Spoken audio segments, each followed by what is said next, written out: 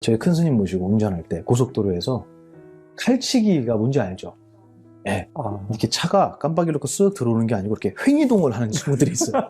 쑥 들어와요. 깜빡이도 안 놓고. 그럼 깜짝 놀라서 브레이크 발이 올라가잖아요. 그럼 저도 모르게 이제 안 좋은 말이 나오는 거죠. 또 그럴 때가 있으세요? 그럼요. 왜냐면 어른을 모시니까 더 긴장하고 있잖아요. 저도 모르게 아이치 그러잖아요. 그러면 뒤에서 선생님께서 그러셨어요. 야, 뽕말이 온가 보지. 그 얘기를 듣는데 맞네. 그렇게 생각해도 되잖아요. 실제로 그럴 수도 있어요. 정말 너무 급해서 미친 듯이 추월해서 휴게소로 들어가는 사람일 수도 있잖아요. 그 사람을 꼭 혼내야 되겠냐. 내 마음에서 저런 괘씸한 놈, 저런 나쁜 놈, 운전면허를 정말 고스톱을 쳐갖고 땄냐고 맨날 운전하면서 그러시거든요. 저는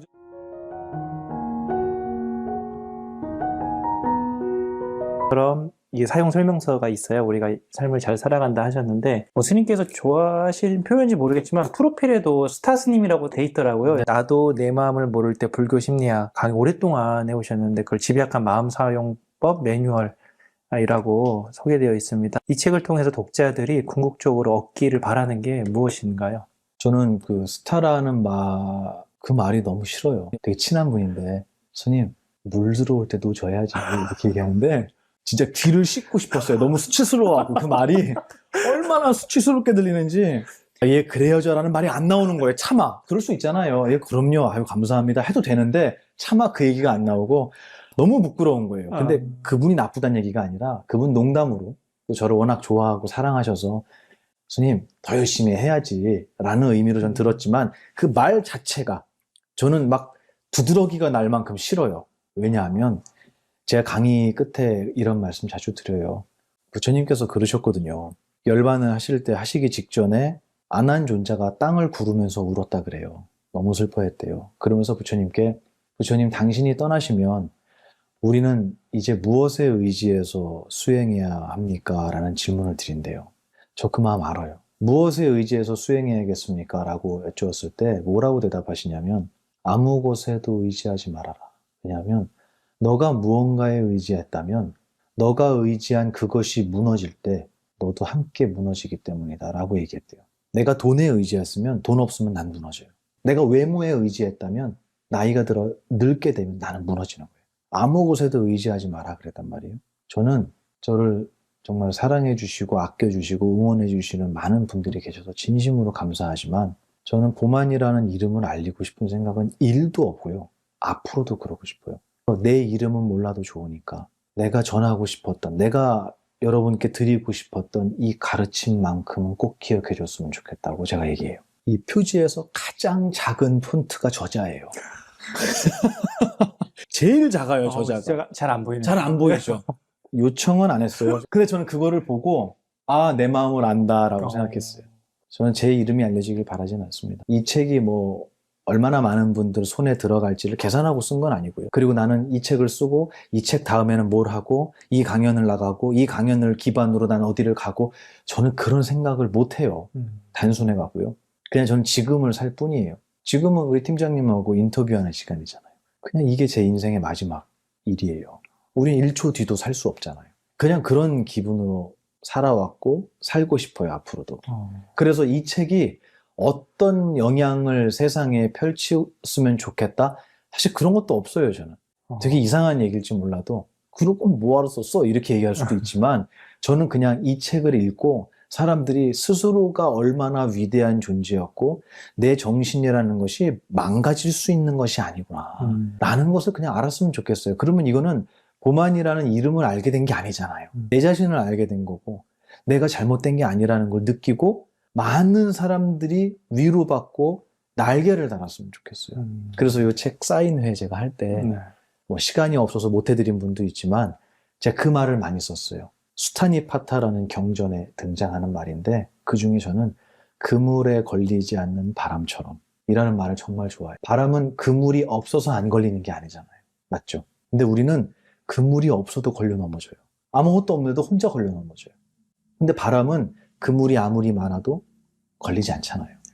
제가 감히 욕심을 낸다면 이 책뿐만이 아니라 이 책을 다리로 불교의 이 깊은 이야기에 관심을 좀 가지시고 2600년 전에 한 스승이 저희에게 전해주신 남겨주신 이 금구성언을 많은 분들이 좀 배우시고 내 스스로의 위대함과 완벽함을 좀 찾아가시고 그래서 결국은 그 무엇에도 걸리지 않는 진지하지 않는 날개를 다는 이런 여러분이 되셨으면 좋겠다라는 그냥 바람이 있을 뿐입니다. 그거 말고 이 책이 더 무슨 역할을 하겠습니까? 뭐 엄청난 무슨 명작도 아니고요. 이게 사인해달라고 얘기할 때도 참 부끄러워요. 이거는 제 이야기가 아니거든요. 부처님의 가르침이지. 부처님의 말씀을 전하면서 내가 내 이름으로 사인을 한다? 이것도 참 저한테는 어려운 일이에요. 그래서 저는 제 이름은 몰라도 되니까 가끔 이렇게 복만 스님이다, 뭐 도만 스님, 저 고만 스님도 있었어요. 택배가 고만 스님으로. 그래도 괜찮다. 가르침만 좀 마음에 받아지니고 자유로워지셨으면 좋겠다. 그냥 그런 생각입니다. 진지함이 안 느껴지네요. 전혀 안 느끼시죠? 대충 썼거든요, 제가. 제 기준에서는 완성도가 있는 선생님이 겸손하게 감사합니다. 말씀하신 것 같은데 책 잘 만드신 것 같아요. 아유, 감사합니다. 네, 또 있는 것 같고 또 재밌어요. 선생님, 네. 스님의 그 에피소드 이렇게 섞여서 네, 네. 그 수영 얘기도 있고 다른 얘기도 좀 재밌어서 그게 라는 생각이 들고요. 화가 분노가 우리 마음을 요동치게 하는 가장 독한 감정인데 스님께서는 화는 사라진다, 반드시 사라진다. 화가 치밀어 오를 때 화의 정체를 명확히 보고 압도당하지 않고 벗어나는 노하우를 좀 알 수 있을까요? 제가 화가 많았기 때문에 지금도 굉장히 많고요. 저는 되게 좋아하는 말씀이 있었어요. 저희 어른 스님들이 해주신 말씀인데 보만 스님, 불의를 보면 어떻게 해야 돼? 어떻게 해야 돼요? 꾹 참아야 돼. 이렇게 말씀하셨어요. 그 말에 벌써 진지함이 없잖아요. 저 그런 말을 너무너무 사랑해요. 정말 참으란 얘기가 아니고 불의를 보면 절대 참지 말아야 돼. 그렇게 얘기해도 꼭 참아야 돼 라고 얘기해도 불의를 보면 못 참아요. 그죠? 세상은 그렇게 흘러가는 게 아니거든요. 하지만 저는 그 얘기를 전해주실 때도 그때마저도 꼭 참아야지. 나가도 되나 모르겠네. 마트 같은데 차 댈 때 저기 도마 스님 저기 저 장애인 칸 비어있네. 스님 저 장애인 칸 세워도 돼요? 다 마음의 장애인들이야 우리는. 그런데 거기 세우지 않아요. 하지만 유쾌하잖아요. 저는 이거를 저희 스님들한테 제일 많이 배웠었어요. 제가 운전하면서 저희 큰 스님 모시고 운전할 때 고속도로에서 칼치기가 뭔지 알죠? 예. 이렇게 차가 깜빡이 넣고 쓱 들어오는 게 아니고 이렇게 횡이동을 하는 친구들이 있어요. 쑥 들어와요. 깜빡이도 안 넣고. 그럼 깜짝 놀라서 브레이크 발이 올라가잖아요. 그럼 저도 모르게 이제 안 좋은 말이 나오는 거죠. 또 그럴 때가 있으세요? 그럼요. 왜냐면 어른을 모시니까 더 긴장하고 있잖아요. 저도 모르게 아이치 그러잖아요. 그러면 뒤에서 선생님께서 그러셨어요. 야, 똥말이 온가 보지. 그 얘기를 듣는데 맞네. 그렇게 생각해도 되잖아요. 실제로 그럴 수도 있어요. 정말 너무 급해서 미친 듯이 추월해서 휴게소로 들어가는 사람일 수도 있잖아요. 그 사람을 꼭 혼내야 되겠냐. 내 마음에서. 저런 괘씸한 놈, 저런 나쁜 놈, 운전면허를 정말 고스톱을 쳐갖고 땄냐고 맨날 운전하면서 그러시거든요. 전 운전면허를 고스톱을 쳐서 땄냐고. 그렇게 굳이 그 사람을 혼내야 될 필요가 있겠느냐. 용서해도 되잖아요. 아무도 몰라요 내가 용서하는지. 하지만 나는 안 힘드니까. 그러면 저는 이 화라는 감정을 조절할 때 그 화를 저는 유머러스하게 얼마든지 할 수 있을 거라고 생각해요. 특히 대한민국 사람들이 화라는 것의 전문가들인 것 같아요. 그게 왜 그럴까를 생각해 봤어요. 저희 어른께서는 이런 표현도 하셨어요. 대한민국 역사와 관련이 있는 것 같아. 이런 말씀도 하시더라고요. 일제시대 때 그 억눌린 역사, 그 피해의식, 나라를 빼앗겼다는 분노와 외로움, 위에 무엇이 덮여졌냐면 전쟁이라는 게 같은 나라 사람들끼리 서로 군복이 다르다는 이유로 그냥 쏴 죽이고 미워하고 서로 편을 나눠서 싸웠던 그 기억, 그것도 우리 DNA에 분명히 있을 거다. 왜냐하면 DNA는 곧 교육이기 때문이죠. 부모님한테 야 전라도는, 야 경상도는 남한도 반으로 쪼개져 있잖아요. 거기다 정치도 반으로 쪼개져 있잖아요. 요즘에는 남녀도 쪼개졌잖아요. 미워하잖아요. 우리는 화합하는 역사가 아니라 쪼개지고 다투는 역사가 제가 볼 때는 한 100년 이상 지속됐던 게 아닐까 생각이 들어요. 그래서 우리에게 나도 모르게 누군가의 잘못을 보고 또 그 잘못이 그 잘못한 사람을 비난해도 그 불똥이 나에게 튀지 않을 거라는 확신이 들 때는 사정없이 비난하고요. 그 사람을 밟고 내 세계에서 밀어내는 것에 굉장히 큰 성취감, 저는 그것도 피해의식이라고 생각해요. 그래서 그 분노라고 하는 것은 어떻게 보면 정말로 나라를 잃은 슬픔과 분노 그런 거하고는 좀 결이 다른 것 같아요. 우리가 느끼는 분노. 손해보지 않으려는 분노 아닐까요? 상대적으로 내가 박탈감을 느꼈을 때 생겨나는 분노 아닐까요? 굉장히 초라한 분노일 수도 있어요. 저는 분노를 내지 마라, 화를 내지 마라가 아니라 큰 화를 낼 거면. 이 얘기를 제가 고등학교 2학년 상담하는 친구한테 얘기했어요. 엄마가 너무 밉대요. 화가 난대요. 화를 낼 거면 크게 내야 돼. 엄마가 나한테 이런 서운한 말 했다고 엄마가 미워? 화가 나? 작잖아. 그거 말고. 왜 이 세상은 누군가를 죽이지 않으면 내가 살 수 없는 세상일까? 이런 거에 대한 큰 분노를 느껴야 돼. 그게 부처님이셨잖아요. 너무너무 속상해 하셨잖아요. 벌레가 새한테 먹히는 걸 보시고 왜 쟤는 아무 잘못도 안 했는데 새한테 먹혀야 할까? 왜 이 세상은 남을 죽이지 않고는 내가 살 수 없을까? 오늘 점심 드셨을 거 아니에요? 그 점심 먹은 밥상에서 생명이 없던 존재는 단 하나도 없어요. 뭘 드셨는지 몰라도 돌멩이를 씹어 먹지 않는 이상은 다 목숨이 있었던 거예요. 세렝게티만 약육강식이고 누군가 생존을 위해서 죽이는 게 아니라 우리도 그렇다는 거예요. 이런 정말 모순된 시스템, 또 무언가를 사서 망가뜨리고 버려야 나라가 돌아가는 이 소비에 대한 이 큰 분노. 왜 우리는 서로가 반목하고 화합하지 못하는가에 대한 분노. 큰 분노를 가지라고 제가 얘기를 했어요. 그건 누군가를 향한 게 아니잖아요. 저는 그 화를 그렇게 썼으면 좋겠어요. 버리는 게 아니고 작게 쓰지 말고 정말 이 세상에 우리가 마음을 하나로 모아서 큰 어떠한 부조리와 큰 숙제를 해결하는 데 있어서 나의 분노를 저 밑바닥에 갖고 있었으면 좋겠다. 제가 말을 분노, 화라고 표현했지만 이거는 화는 아니죠. 문제의식이죠. 바로잡아야 할 큰 숙제를 그렇게 안고 가자. 엄마하고 싸우고 네가 맞냐 내가 맞냐 이러지 말고 그렇게 말씀드리고 싶어요. 특히 우리 대한민국의 청년들이 이 큰 정말 위대한 분노를 가지고 세상에 나아가서 대한민국을 정말 아름답게 바꿔주기를 바라고 있습니다. 복화소라고. 네, 왜냐하면 그림을 알아볼 수가 없기 때문에 사람들이 그렇게 얘기한 거예요. 저는 그 그림을 되게 못 그린다고 생각했어요. 평소에. 근데 어느 날 알았어요. 그림은 그림이에요. 잘 그리고 못 그리는 건 없어요. 그건 보는 사람 눈에 달려있는 거거든요. 그걸 알았을 때 자신감이 생겼어요. 내 그림을 보고 웃을 수 있다면 그것도 훌륭한 그림이에요. 맞죠? 그림 그려서 남 웃길 수 있어요? 쉬운 일이 아니거든요.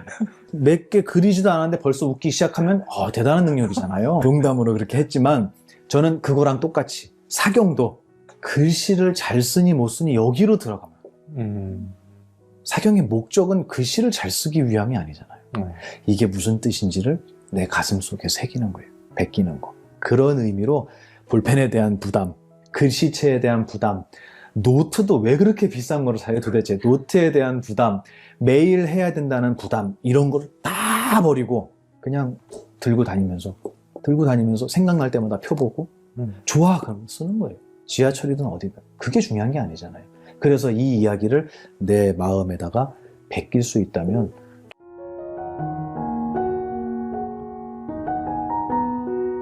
불교 심리학의 가장 큰 메커니즘이에요. 세상을 바라보는 견해는 기억에 의해서 만들어진다. 힘든 기억이 많으면 아무리 좋게 보려고 해도 그게 좋게 보이지가 않아요. 그 친구는 짝대기를 자기를 때리려고 드는 게 아니라고 알았을 수도 있어요. 저는 한 번도 때린 적이 없고 맛있는 것만 줬으니까. 하지만 조건 반사 같은 거예요. 기억의 힘은 그렇게 강력하거든요. 옛날에 저런 거에 얻어맞았던 기억이, 아픈 기억이 많으면 나도 모르게 그것을 볼 때 두려움이라는 견해로 볼 수밖에 없는 거예요. 이 세상을 살아가면서 우리 팀장님을 좋은 사람이라고 봐야지. 그럼 보여요, 안 보여요? 보여요? 보입니다. 고맙습니다. 굉장히 두려워하면서 대답하는데 그거는 좋은 기억이 많이 들어가면 나쁘게 뭐라고 얘기해도 누군가가 험담을 해도 야, 그 사람 그런 사람 아니야 라고 얘기하는 거예요. 그죠? 나에게 힘든 기억을 많이 준 분이 팀장님이었다면 아무리 제가 팀장님 칭찬을 해도 부설님한테는 그렇게 안 들릴 거예요. 아이고 몰라서 하는 소리네. 너도 당해봐라 이런다. 맞죠? 그러면 우리의 견해는 기억의 지배를 받는 거예요.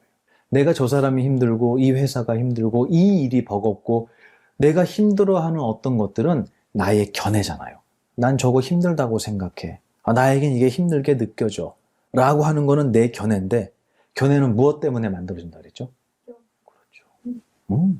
기억 때문에 만들어지는 거예요. 그러니까 이거는 내가 잘못되거나 회사가 잘못되거나 한 게 아니라 자연스러운 일이에요, 이거. 요즘은 그 자제분들이 집안에 하나 아니면 둘이잖아요. 특히 이제 외동으로 크거나 막내로 큰 친구들은 요즘 부모님들의 교육법에는 그런 것들이 많이 없어졌어요. 애들을 훈계하거나 다그치는 게 잘못된 교육이라는 인식이 좀 있는 것 같아요. 물론 근거 없이 하면 잘못된 거지만 저는 그것도 교육의 하나의 방법이라고 생각해요. 이건 틀렸다라는 건 저는 없다고 봐요. 근데 그런 교육을 안 받아본 친구들이 군대에 와서 너무 힘들어하는 거예요. 내가 왜 저 사람 말을 들어야 되지? 그러면 그 친구에게 군대는 어떤 곳일까요? 지옥이죠. 구조리 투성이고요. 여기는 인간의 집단이라고 할 수 없는 이상한 곳인 거예요. 근데 정말 그럴까요? 저는 안 그랬어요. 저는 너무 좋았어요. 제 동생도 스님인데요. 해인사 출가하셨거든요. 근데 17살에 출가했다가 나중에 군대를 갔어요. 군대 안 힘들었냐니까 캠핑 온 것 같았대요. 너무 좋았대요. 뭐가 제일 좋았냐니까 밥을 3끼 주더라고요. 그러는 거예요. 과연 그 스님한테 군대는 힘든 곳이었느냐? 놀이였대, 놀이. 너무 재밌었대요. 총도 쏘고 수류탄 던져갖고 너무 재밌었대요. 과연 객관적인 나쁜 곳, 객관적으로 정말 이것은 없어져야 하는 악이라고 하는 것이 과연 대한민국에 존재할 것이냐. 저는 모든 것이 상대적이라고 봐요. 우리가 어떻게 저런 인간을 따라다니지라고 해도 그 사람에게 충성하는 사람도 있더라는 거죠. 그러니까 결국은 옳고 그름은 내 외부에, 나의 바깥에 있는 게 아니라 나의 견해 속에 있지 않았을까라는 질문을 안 할 수가 없는 거예요. 근데 이 질문을 누가 제일 간절하게 하냐면 은퇴하신 분들이 해요. 저한테 묻더라고요. 남성분들이. 스님 옛날에는 너 때문에 그래. 너 때문에 그래. 너 때문에 그래. 그랬대요. 무언가 불편하거나 일이 안 되면 이렇게 안 되는 것의 요인을 상대방한테 찾았대요. 평생을. 근데 어느 날이 되니까 찾다 보니까 더 이상 찾을 수가 없는 거예요. 일은 잘못돼 있는데. 그래서 어느 날 나한테 문제가 있는 거 아닐까? 이 사람은 알고 있었어요, 처음부터. 하지만 핑계댈 게 없어지니까, 은퇴를 해버렸으니까 나에게 문제가 있는 게 아닐까? 라고 생각할 때 정말 죽고 싶었습니다. 이렇게 얘기하더라고요. 부정할 수가 없으니까. 이거는 평생을 내 옳고 그름, 좋고 나쁨, 정의와 불의 이런 것들이 내 견해 속에만 있었다는 거. 그리고 그 견해는 절대적으로 기억에 의지했다라는 거. 그렇기 때문에 기억은 우리가 다 다르잖아요. 그래서 이 세상 사람들의 목소리가 하나로 화합되는 일이 없는 거예요. 기억이 다르기 때문에. 그럼에도 불구하고 그거를 나로 삼고 그 견해가 맞다라고 우기면서 평생을 살아온 사람들이에요. 우리 다 그렇게 살아왔던 거예요. 그러니 제가 강의를 할 때 견해와 기억의 구조를 설명하고 당신에게 세상이 그렇게 보이는 것은 당신의 기억 때문입니다. 근데 그 기억은 당신이 갖고 온 게 아니라 당신이 세상에 와서 나중에 얻어진 겁니다. 그럼 기억은 나일까요? 남일까요? 둘다 아니지 오, 않을까? 굉장히 깊은 얘기를 했어요. 이제 사실은 맞는 거예요. 근데 제가 설명드린 거는 내가 갖고 온 게 아니라 그랬잖아요. 백지였잖아요, 나올 때. 한국말도 모르고 나왔는데. 그러면 기억의 내용은 전부 다 세상에 의해서 얻어진 거예요. 근데 그걸 그대로 받은 게 아니라 내가 해석하면서 집어넣었잖아요, 기억에. 그러니까 보살님 말이 맞기도 한 거예요.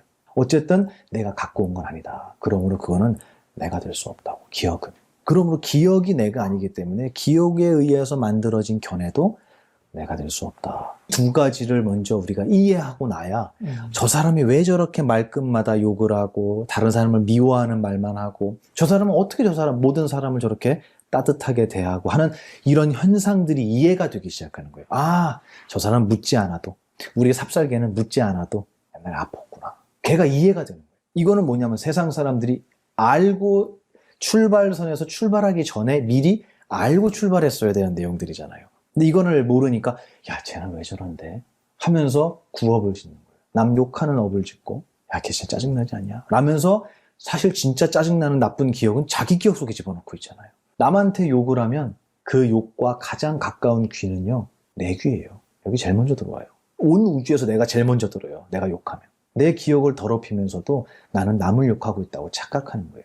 너무 간단한 이치도 모르고 세상을 살아가니 발 디디는 데마다 진흙탕이고 잘하려고 노력했는데 아파지고 행복하려고 했는데 불행한 결과가 오고 이거 당연한 거 아니겠냐는 거죠. 그래서 이 세상을 바라보는 불편한, 힘든, 고통스러운 이런 씨앗들이 제가 감히 나의 견해 속에 들어있다라고 표현을 한 거예요. 물론 세상에 부조리가 왜 없겠어요. 바꿔나가야죠. 하지만 우리는 거기에만 손가락질을 해서는 안 되지 않겠느냐.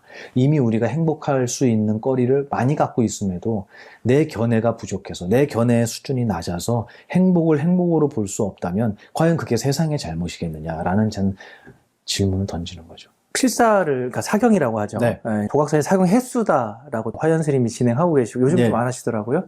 영상 계속 올라가고 예, 있네요. 올라가고 있는데 월가 스님이 게을러서 편집을 안 하고 있는 거예요. 아, 그렇고 예전만큼 안 올라가서 멈추셨나 생각이 들었는데. 항상 저희는 이렇게 서로를 비난하면서 살아요.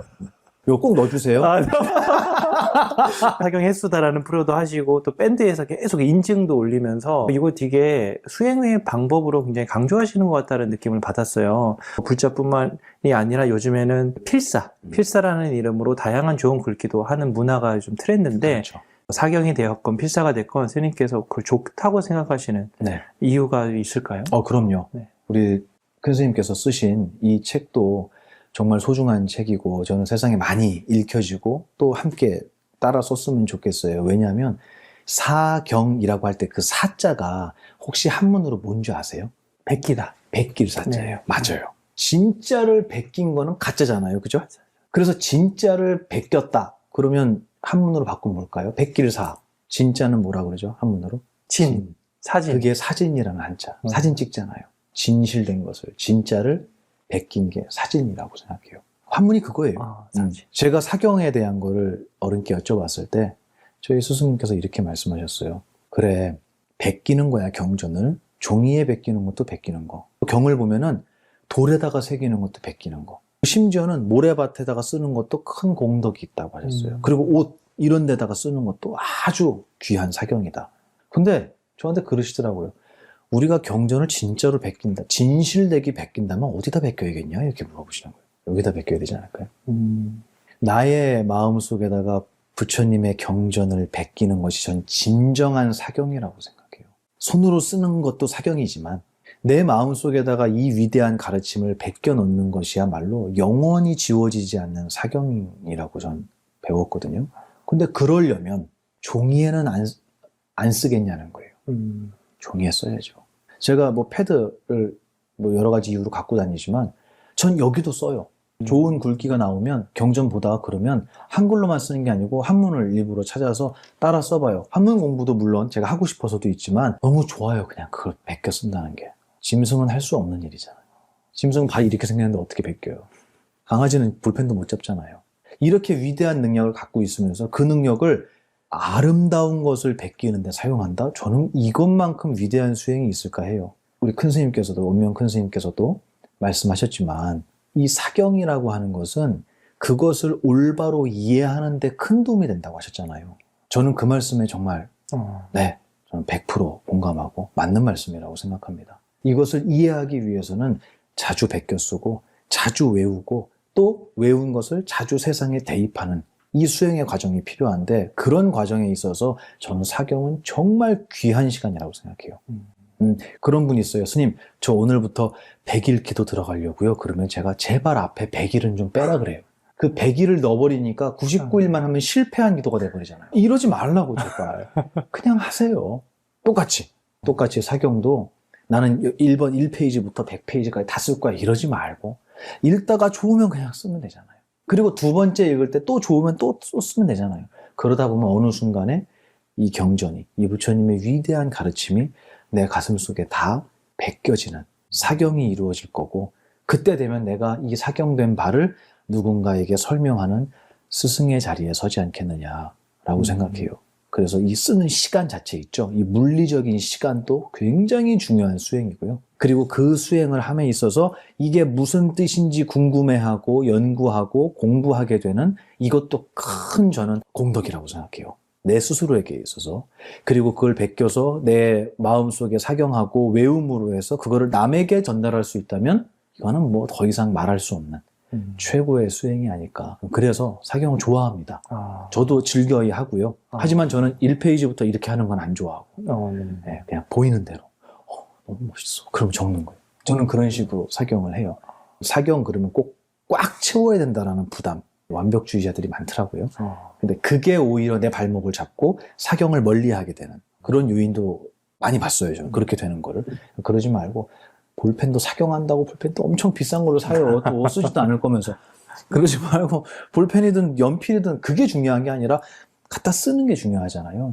그래서 제가 농담으로 그래요. 제가 강의할 때 저 그림을 되게 많이 그리거든요. 네. 아시죠? 선생님 별명도 알고 있습니다. 보카소라고. 네, 왜냐면 그림을 알아볼 수가 없기 때문에 사람들이 그렇게 얘기한 거예요. 저는 그 그림을 되게 못 그린다고 생각했어요. 평소에. 근데 어느 날 알았어요. 그림은 그림이에요. 잘 그리고 못 그리는 건 없어요. 그건 보는 사람 눈에 달려 있는 거거든요. 그걸 알았을 때 자신감이 생겼어요. 내 그림을 보고 웃을 수 있다면 그것도 훌륭한 그림이에요. 맞죠? 그림 그려서 남 웃길 수 있어요? 이게 쉬운 일이 아니거든요. 몇 개 그리지도 않았는데 벌써 웃기 시작하면 대단한 능력이잖아요. 농담으로 그렇게 했지만 저는 그거랑 똑같이 사경도 글씨를 잘 쓰니 못 쓰니 여기로 들어가면 사경의 목적은 글씨를 잘 쓰기 위함이 아니잖아요. 이게 무슨 뜻인지를 내 가슴 속에 새기는 거예요. 베끼는 거. 그런 의미로 볼펜에 대한 부담, 글씨체에 대한 부담, 노트도 왜 그렇게 비싼 거를 사요 도대체. 노트에 대한 부담, 매일 해야 된다는 부담, 이런 거를 다 버리고 그냥 들고 다니면서 생각날 때마다 펴보고 좋아 그러면 쓰는 거예요. 지하철이든 어디든. 그게 중요한 게 아니잖아요. 그래서 이 이야기를 내 마음에다가 베낄 수 있다면 정말 위대한 수행자의 수행이다. 최고의 수행이다. 저도 그렇게 말씀드립니다. 감사합니다. 제가 좋아해서 그런 것 같아요, 사경을. 욕심을 조금 부려도 근데 문제는 뭐냐면 그 욕심을 부려서 이룰 수 있으면 제가 그럼요 라고 할 거예요. 근데 이룰 수가 없어요. 이제 그걸 배우는 거예요. 이 욕심이라는 능력을 쓰기 전에 내가 만약에 욕심 부려서 이 컵을 갖고 싶었어요. 좀 전에도 그 얘기했어요. 명품백 얘기하고 왔어요. 명품백은 몇 가지 종류로 되어 있는 줄 아세요? 너무 많죠. 너무 많아요? 6가지로 되어 있어요. 들으면은 맞네 하실걸요? 왜냐면 이건 진리이기 때문이에요. 누구에게 맞고 누구에겐 틀린 게 아니라. 왜냐면 명품백은 첫 번째는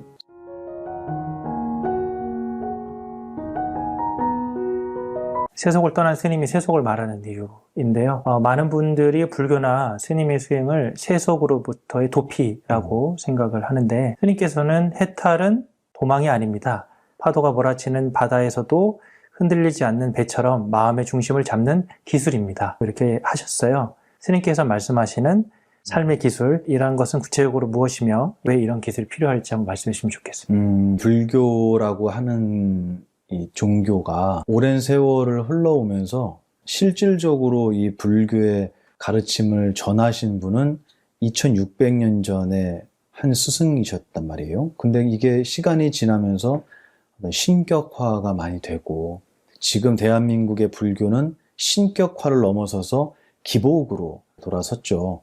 어떻게 보면은 저는 좋고 나쁨을 떠나서 시작이 있으면 끝이 있듯이 이 기복 불교는 제가 뭐라고 하지 않아도 이제는 거의 그 끝을 보고 있는 것 같아요. 근데 기복 불교만 그런 게 아니라 기복의 성격을 담은 모든 종교는 다 전 세계적으로 같은 동향을 보이고 있다. 이거는 대부분 사람들이 다 이제 인지하고 있는 내용이고요. 앞으로 이 온 세계에 종교라는 것은 필요가 없어질 것이다. 왜냐하면 그 종교의 영역을 누가 대신해 주냐면 돈이 대신해 주기 때문이다. 세속의 어떤 기술이라든가 문화라든가 재화가 종교에 대해서 우리가 바래왔던 것들을 대체해주고 있다라는 거예요. 그 중에 제일 큰 게 병 낫게 해주세요. 이건 병원에 가서 할 얘기지 절에 와서 할 얘기는 아니고, 자식 낳게 해주세요. 이것도 병원에 가서 할 얘기지 절에서 할 얘기는 아닌 게 된 거죠. 그리고 돈을 벌거나 옛날처럼 하늘만 바라보고 농사만 지었던 게 아니라 지금은 수많은 돈을 버는 방법들이 이미 세상에는 펼쳐져 있잖아요. 네. 과연 종교의 영역은 무엇의 영역이 남는 것이냐, 어느 부분에 남을 것이냐. 기껏해야 이제 죽고 난 뒤에 이 영역 하나밖에 안 남은 거예요. 그러니까 일본은 불교가 장래 사업이 됐잖아요. 장래 사업. 네. 그러니까 이제 일본 스님들이 공부를 떠나서 수요가 있으니까 공급이 있는 거잖아요. 그런 면으로 볼 때 과연 대한민국의 불교의 수요는 어떤 부분인가에 대해서 저는 참 많이 생각을 했어요. 그거를 제가 뭐 고민하려고 하는 게 아니라 막상 이렇게 많은 분들을 만나 뵙고 불자와 비불자들, 종교가 없는 분, 이웃 종교를 가지신 분들하고 대화를 나눠보면서 과연 불교라고 했던 우리가 알고 있던 지금까지의 불교가 설 자리가 과연 어디인가? 저는 없다고 봐요. 갈수록 좁아진다고 봐요. 근데 이런 것이 불교의 위기라는 말로 대체돼야 되는가라는 생각을 해보면 전 그렇지 않다고 생각해요. 오히려 이때 비로소 불교의 시초셨던 네. 이 가르침을 처음으로 펼치셨던 인도의 석가모니 부처님께서 하신 말씀으로 우리가 돌아갈 수밖에 없는, 또 그 말씀이 정말로 이 세상에 이제 와서야 빛을 발하게 되는 어떤 그런 큰 흐름의 끝에 우리가 서 있는 것 같다. 이런 저는 현실적인 어떤 화두를 많이 느끼고 있어요. 그거는 불교를, 지금까지의 불교를 잘 보존해서 더 많은 사람들이 기도에 안 오니까 기도에 더 접수시키고, 더 많은 사람들이 제사를 하도록 만들고, 아니면 종교 활동에 더 많은 사람이 참석하고, 이거는 불가능해졌죠. 이제 누구나 답을 알고 있습니다. 그거는 답이 아니라는 거를. 그러면 과연 이 불교가 나아가야 할 방향은 어디냐? 저는 본래 가지고 있는 걸 그냥 드러내면 된다고 생각해요. 불교는 이미 너무나 비교할 수 없이 위대하고 값진 보석을 품고 있기 때문에 그냥 이거를 드러내 보이는 것만으로도 수많은 사람들이 공감할 거라고 생각해요. 그러니까 저는 오히려 어떤 쪽을 더 걱정을 했냐면, 약이 없어서가 아니라 내가 병들었다는 걸 인지하지 못할까 봐 걱정했어요. 환자가 아프다라는 걸 인지해야 병원에 가서 약을 찾잖아요. 경에도 그 얘기가 나오거든요. 코를 다친 개가 있는데 그 개를 치료하겠다고 사람이 손을 뻗으면 개는 어떻게 하겠어요? 물죠. 치료해주는 게 아니라 공격한다고 생각하고. 또 이런 비유도 있습니다. 내가 볼 때는 곰지 않은 상처인데 의사는 골맞다고 얘기하는 거예요. 제 눈보다는 의사 눈이 더 전문가잖아요. 그럼에도 불구하고 사람들은 돌팔이다 이렇게 얘기한다. 내가 병들었다, 내가 아프다, 더 쉽게 표현하자면 나에게 뭔가 매끄럽지 못한 거칠고 투박하고 불협화음이 일어나고 있다라는 그 사실을 자각하는 게 저는 이 가르침을 찾게 되는 첫 번째 동기라고 생각해요. 그래서 보석을 아무리 갖고 있어도, 약을 아무리 갖고 있어도 아프다고 하는 사람이 없으면 약은 약이 아니잖아요. 저는 오히려 그걸 더 걱정했던 것 같아요. 제가 그랬거든요. 저 되게 똑똑하고 잘난 줄 알았거든요. 똑똑하고 잘나세요. 진짜인 줄 알아요. 시간 지나 보니까 부족한 게 너무 많이 보이는 거예요. 근데 그게 어디서 보였냐면, 이게 맞아, 이거는 틀렸어 라는 이 안에 벌써 그게 있다는 걸 몰랐어요. 저는 내가 틀렸다고 하는 길에만 내가 안 가면 난 올바른 사람이라고 생각했어요. 근데 그게 아니고 옳고 그름을 얘기하는 이 순간 벌써 저는 제 견해를 믿고 판단한 거잖아요. 그러니까 나의 견해를 높일 생각을 안 하고 내 견해를 믿고 세상을 분별하는 거에 익숙해져 있는 거예요. 그 얘기는 나는 문제 없어, 내 견해는 멀쩡해, 나는 정상인이고 일반인이야 라고 생각하는, 이게 나에게 병이 있다라는 것을 자각하지 못하는 환자 같았어요.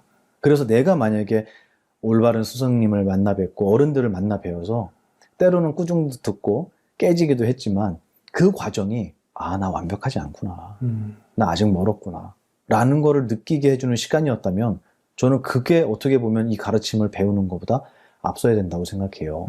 그래서 제가 그 과정을 겪으면서 느꼈던 게 뭐냐면, 불교라고 하는 가르침은 넌 잘못 살아왔으니까 앞으로 이렇게 해, 너의 마음속에 일어나는 욕심은 잘못된 거니까 욕심을 버려, 저 그런 건 줄 알았어요. 근데 불경을 공부하면 우리의 스승인 부처님께서는 그렇게 말씀하신 게 아니에요. 너가 분노가 일어나, 그 분노는 이러이러한 이유 때문에 일어나는 것이다. 거기 분노 버리란 말 없거든요. 욕심? 그거는 이러이러한 원리 때문에 무언가를 갖고 싶은 마음이 일어나는 것이다. 이걸 설명을 하시는 거예요. 그래서 어떻게 보면 부처님은 일로 가라 절로 가라 이 얘기를 안 하세요. 여기로 가면 이런 게 나올 거고 여기로 가면 이런 게 나올 거다. 끝. 그럼 과연 이거를 무슨 글이라고 설명을 해야겠느냐. 그래서 제가 표현한 게 설명서다. 사용설명서다. 사용설명서는 이렇게 쓰세요, 이렇게 쓰면 고장나요, 이거잖아요. 우리를 평가하지 않거든요. 저는 그 가르침이 이 불교의 가르침이라고 생각했어요. 놀랍게도 제가 많은 사람들을 이렇게 뵙고 대화를 해보고 그분의 이야기를 들어보면 그분들에게 가장 필요한 것은 불교의 교리도 필요하겠지만 더 시급한 거는 괜찮아라는 말이었어요. 괜찮아. 근데 문제는 그대로 살아가 아니에요. 괜찮으니까 그대로 사세요가 아니에요. 그거는 되게 무책임한 말이에요. 왜냐면 죽겠다는데 힘들어서. 그게 뭐냐면 지금까지 잘못해와도 괜찮아. 저는 그 말을 제일 먼저 해줘요. 그래서 조금 전에도 저 강의하고 왔거든요. 네. 방금 전에 한 20분 전까지 하고 온 거예요. 근데 거기에도 모인 사람들이 이제 전 질문을 많이 받는데 거기서 자식이 엄마한테 입을 안 연대요. 그리고 수능을 봐야 되는데 봤잖아요, 이번에. 봐야 되는데 맨날 게임하고 만화책 보고 있대요. 너는 도대체 무슨 생각을 하고 있냐라고 하면은 몰라 이렇게 하고 입을 다문다는 거예요. 근데 그 친구한테 제가 해주라고 했던 얘기가 뭐였냐면 믿어줘야 돼요. 뭘 믿어주냐면 저 사람은 내가 하는 이야기를 평가하지 않는 사람, 나를 평가하지 않는 사람이라고 느껴지는 사람이 세상에 한 명은 있어야 되잖아요. 그래야지 울면서 나 이렇게 못된 생각했어요. 나 이렇게 부족하고 어리석고요. 저 뒤에서 그 사람 미워서 이런 짓도 해봤어요. 라고 고해성사할 수 있는 누군가는 계셔야 되잖아요. 근데 그게 가족에 있어야 되는 거 아닌가라고 제 질문을 했어요. 예. 가족에 그런 사람이 있어야 되는데 가족에 있는 모든 사람들은 너 수능 안 볼 거야? 너 어떻게 하려고 그래? 라는 말 밑에 너는 틀렸어. 너는 잘못됐어. 너는 지혜롭지 못해. 라는 의도가 깔려 있잖아요. 예. 그래서 저는 이 가르침을 이제 제가 공부를 하고 나서 저에게 느껴졌던 가장 큰 이익은 나는 이미 완벽하고 충분하고 아름다운 존재구나. 이걸 알았어요. 제가 제 자신을 몰랐던 거예요. 그래서 가장 대표적인 게 생각을 나로 삼고 감정을 나로 삼은 거. 이거는 몰라서 그런 거예요. 뭐랑 똑같으냐면 박수를 쳤는데 소리가 나잖아요. 근데 왼손이 저 소리 내 거야 라고 얘기하는 거예요. 왼손께 될 수 있겠어요? 안 되죠. 그럼 오른손 겁니까? 그렇다고? 아니에요. 소리는 누구 거죠? 누구 게 아니잖아요. 그냥 둘이 만났을 때 일어난 거잖아요. 얘는 제3의 것이란 말이에요. 이게 부처님께서 말씀하신 연기법. 인연되어서 일어난 것. 그럼 과연 이걸 왜 하냐 이거예요. 우리 출제자의 마인드를 알아야 되잖아요. 이 얘기를 왜 하지? 이 얘기를 들어서 나에게 무슨 이익이 있지? 저는 거기서 그 설명을 듣고 정말 망치로 맞은 것 같았어요. 그게 뭐였냐면 연기법이라고 하는 것은 만나서 일어난 것은 양쪽 어느 쪽의 것도 아니다. 바꿔 얘기하면 우리 팀장님을 만나고 아유 반가워요 라고 생각이 일어났다면 생각은 나도 아니고 저 사람도 아니다. 이거는 제3의 거예요. 증거가 뭐냐면 이 생각 없어져도 나는 안 없어져요. 이건 내가 아니란 얘기잖아요. 생각이 나면 얘가 없어지면 나도 없어져야 되거든요. 그게 아니라 생각은 나와 남이 만났을 때 중간에서 일어나는 현상이다라는 설명을 해주신 거예요. 이해가 되시죠? 그러면 내 생각을 버리란 얘기냐는 거예요, 이게. 아니잖아요. 생각을 버리라는 게 아니에요. 욕심도 버리라는 게 아니에요. 그런데 지금까지의 불교는 그런 쪽으로 약간 치중되어 있었던 느낌이 없지 않습니다. 뭐 내려놓아라. 그렇죠. 생각을 내려놔라. 번뇌를 끊어라. 욕심을 버려라. 그게 아니라 경전엔 그렇게 나와요. 부처님, 욕심에는 몇 단계가 있습니까? 잘 쓰는 것부터 못 쓰는 것까지. 욕심 버리란 얘기냐는 거예요, 그게. 아니죠. 욕심은 우리의 능력이잖아요. 이런 경전을 공부하다 보니까 어느 날 제가 그런 생각이 들었어요. 부처님은 하지 말라고 하신 게 하나도 없었구나. 알고 하라고 하신 거구나. 너 그거 하는 거 좋아. 근데 미안하지만 이룰 수 없어. 라고 그냥 설명해 주신 거구나. 하지 말라고 하신 게 아니구나. 이거를 제가 알았어요. 그리고 나서 많은 사람들한테 이 얘기를 했습니다. 제가 아까 말씀드린 연기법이라는 건 부처님께서 말씀하신 거잖아요. 그럼 이 연기법에 해당하지 않는 예외가 되는 존재가 있겠냐는 거예요. 없죠. 저는 그걸 느끼고 너무 행복했어요. 이거는 스님만이 아니라 출가자만이 아니라 불자만이 아니라 이웃 종교뿐만 아니라 생각하는 강아지한테도 사유하는 모든 존재라면 연기법이라는 법칙 안에 살고 있구나. 저는 종교가 달라서 제 생각은 연기법이 아니에요 할 사람 아무도 없죠. 누구나 생각은 대상과 만났을 때만 일어나잖아요. 하다못해 대상이 없으면 기억이라도 만나야 돼요. 그러면 생각이 일어나죠. 이 법칙을 벗어난 게 강아지도 그 안에 있단 말이죠. 벗어난 존재가 아무도 없다면 과연 예외가 없는 이 법칙, 이걸 뭐라고 해야 될까? 저는 감히 진리라고 하고 싶어요. 욕심을 조금 부려도 됩니까? 근데 문제는 뭐냐면 그 욕심을 부려서 이룰 수 있으면 제가 그럼요 라고 할 거예요. 근데 이룰 수가 없어요. 이제 그걸 배우는 거예요. 욕심이라는 능력을 쓰기 전에 내가 만약에 욕심 부려서 이 컵을 갖고 싶었어요. 좀 전에도 그 얘기했어요. 명품백 얘기하고 왔어요. 명품백은 몇 가지 종류로 되어 있는 줄 아세요? 너무 많죠. 너무 많아요? 6가지로 되어 있어요. 들으면은 맞네 하실걸요? 왜냐면 이건 진리이기 때문이에요. 누구에게 맞고 누구에겐 틀린 게 아니라. 왜냐면 명품백은 첫 번째는 색깔로 되어 있어요. 두 번째는 뭘로 되어 있을까요? 소리로 되어 있지. 명품백 만지면 부시럭부시럭 소리 나잖아요. 그죠? 그리고 냄새 맡으면 가죽 냄새 나겠죠. 그 다음에 먹을 리는 없겠지만 씹어 먹으면 맛도 있을 거고, 그 다음에 만지면 감촉도 있을 거예요. 5개네요 벌써. 6번째 뭐냐면 이번에 이거 신상이야. 이거 오픈런 해도 못 사. 라는 의미까지 들어가 있어요. 이게 얼마짜리인데? 라는 의미.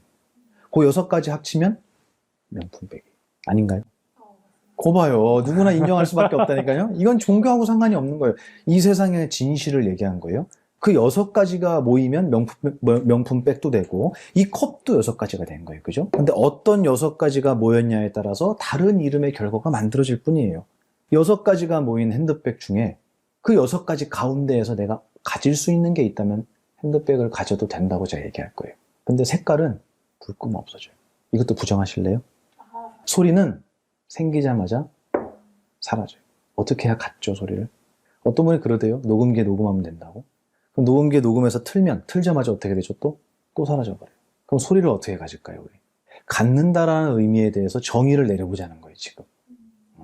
소유라고 하는 거. 내가 갖는다라는 거. 색깔도 불금 없어지기 때문에 가질 수 없고, 소리도 못 갖고, 냄새도 못 갖고, 맛도 역시 마찬가지고, 감촉은 손 떼자마자 없어져 버리고, 의미는 보는 놈마다 달라요.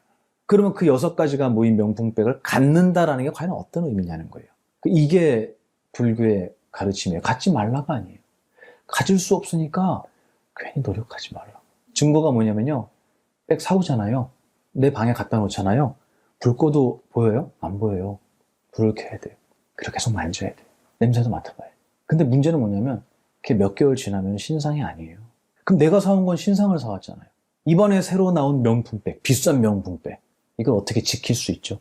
아주 논리적으로 생각해 보자는 거예요. 이것의 가치와 내가 처음 사왔던 그 돈을 주고 사왔던 그것의 가치를 우리는 어떻게 지킬 수 있냐는 거예요. 내가 갖고 있는, 사야 돼. 또 사야 되는 거예요. 그렇죠. 과연 이 욕심을 만족시킬 수 있냐고. 그래서 물어보세요, 부처님이. 욕심은 만족시킬 수가 없다. 그게 좋으면 그렇게 해도 돼요. 근데 만족되지 않은 거는 불편함이잖아요. 행복이 아니잖아요. 그래서 부처님은 만족될 수 없는 욕심을 계속 부린다는 것은 자기를 스스로 힘든 길로 인도하는 것이다 라고 그냥 설명하실 뿐이에요. 욕심 버리라는 게 아니라. 그래서 경에 보면 욕심의 3가지 단계를 설명하세요. 첫 번째는 죽기 살기 위해서 노력해서 돈을 벌어요. 근데 이게 너무 아까운 거예요. 그래서 가족한테도 못 써. 부인한테 맨날 잔소리해요.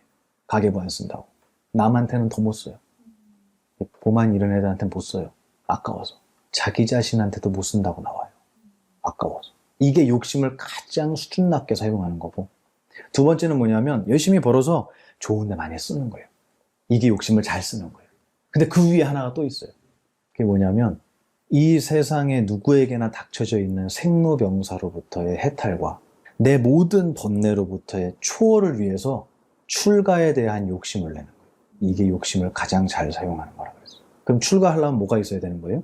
욕심이 있어야 되는 거예요. 욕심 나쁜 건가요? 근데 그거를 이룰 수 없는데 쓰기 때문에 스승께서는 말씀하시는 거예요. 야, 그건 너 백날 핸드백 1000개 사봤자 너 만족할 수 없어. 너 기뻐지지 않아. 행복하지 않아. 설명을 해주실 뿐이에요. 욕심이란 능력은 죄가 없죠. 이런 가르침을 배웠을 때 과연 이게 예외가 없다 그랬잖아요. 그러면 이 가르침이 속세에 있다고 안 배워도 되는 거냐는 거예요. 오히려 속세를 떠나서 절집안에서 이거는 모두가 배워야 돼. 스님들만 공부하는 그들만의 리그가 아니고 모두가 알고 살아야 돼 라는 그 말이 저는 더 간절해졌어요. 그래서 제가 이 이야기를 들고 세상으로 나온 거예요. 결론은 그거예요.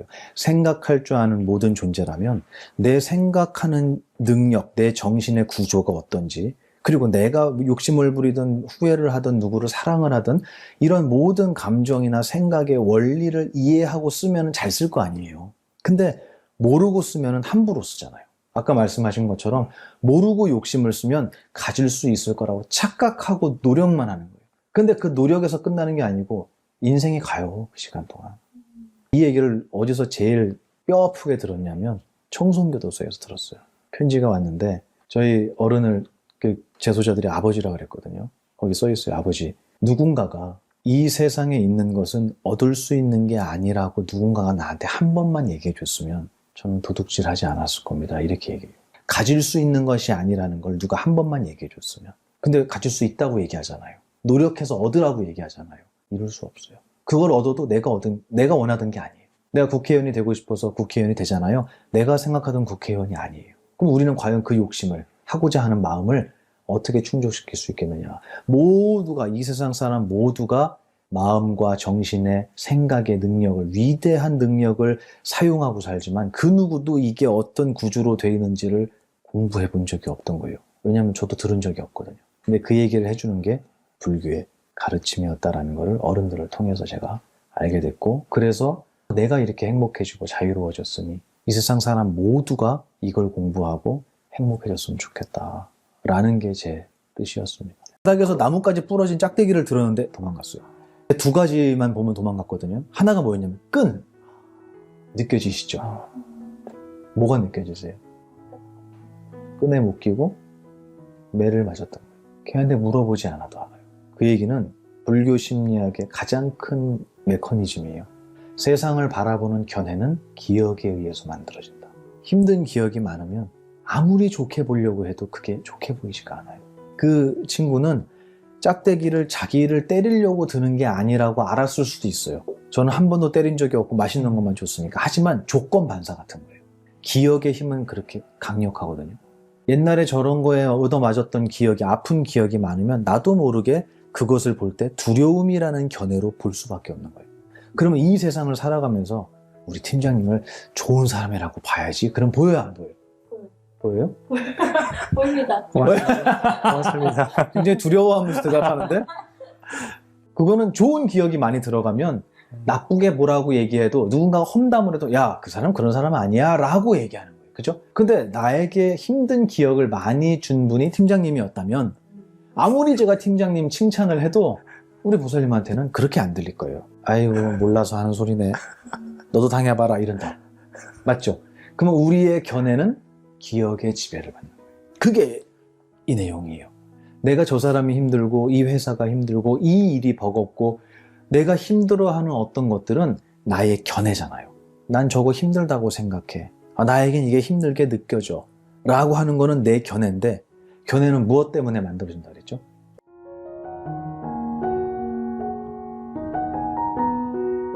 그 6가지가 모인 명품백을 갖는다라는 게 과연 어떤 의미냐는 거예요. 이게 불교의 가르침이에요. 갖지 말라가 아니에요. 가질 수 없으니까 괜히 노력하지 말라.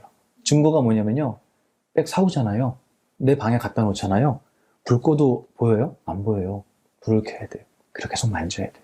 냄새도 맡아봐요. 근데 문제는 뭐냐면 그게 몇 개월 지나면 신상이 아니에요. 그럼 내가 사온 건 신상을 사왔잖아요. 이번에 새로 나온 명품백, 비싼 명품백, 이걸 어떻게 지킬 수 있죠? 아주 논리적으로 생각해 보자는 거예요. 이것의 가치와 내가 처음 사왔던, 그 돈을 주고 사왔던 그것의 가치를 우리는 어떻게 지킬 수 있냐는 거예요. 또 사야 되는 거예요. 그렇죠. 과연 이 욕심을 만족시킬 수 있냐고. 그래서 물어보세요, 부처님이. 욕심은 만족시킬 수가 없다. 그게 좋으면 그렇게 해도 돼요. 근데 만족되지 않은 거는 불편함이잖아요. 행복이 아니잖아요. 그래서 부처님은 만족될 수 없는 욕심을 계속 부린다는 것은 자기를 스스로 힘든 길로 인도하는 것이다 라고 그냥 설명하실 뿐이에요. 욕심 버리라는 게 아니라. 그래서 경에 보면 욕심의 3가지 단계를 설명하세요. 첫 번째는 죽기 살기 일해서 노력해서 돈을 벌어요. 근데 이게 너무 아까운 거예요. 그래서 가족한테도 못 써. 부인한테 맨날 잔소리해요.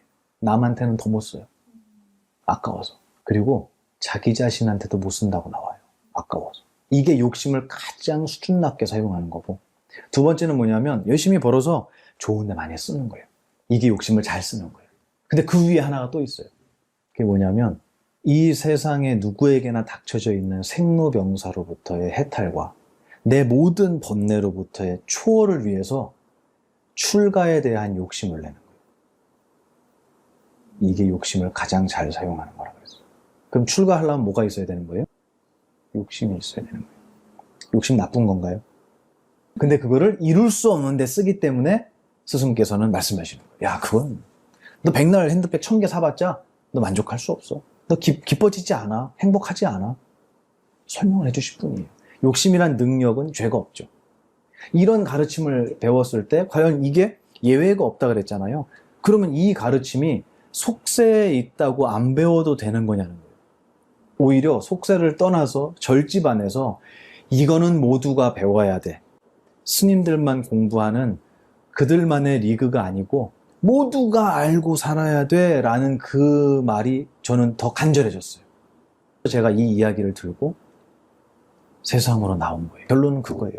생각할 줄 아는 모든 존재라면 내 생각하는 능력, 내 정신의 구조가 어떤지, 그리고 내가 욕심을 부리든 후회를 하든 누구를 사랑을 하든 이런 모든 감정이나 생각의 원리를 이해하고 쓰면 잘 쓸 거 아니에요. 모르고 쓰면 함부로 쓰잖아요. 아까 말씀하신 것처럼 모르고 욕심을 쓰면 가질 수 있을 거라고 착각하고 노력만 하는 거예요. 근데 그 노력에서 끝나는 게 아니고 인생이 가요. 그 시간 동안. 제가 이 얘기를 어디서 제일 뼈 아프게 들었냐면 청송교도소에서 들었어요. 편지가 왔는데 저희 어른을 그 재소자들이 아버지라고 그랬거든요. 거기 써 있어요. 아버지. 누군가가 이 세상에 있는 것은 얻을 수 있는 게 아니라고 누군가가 나한테 한 번만 얘기해 줬으면 저는 도둑질하지 않았을 겁니다. 이렇게 얘기해요.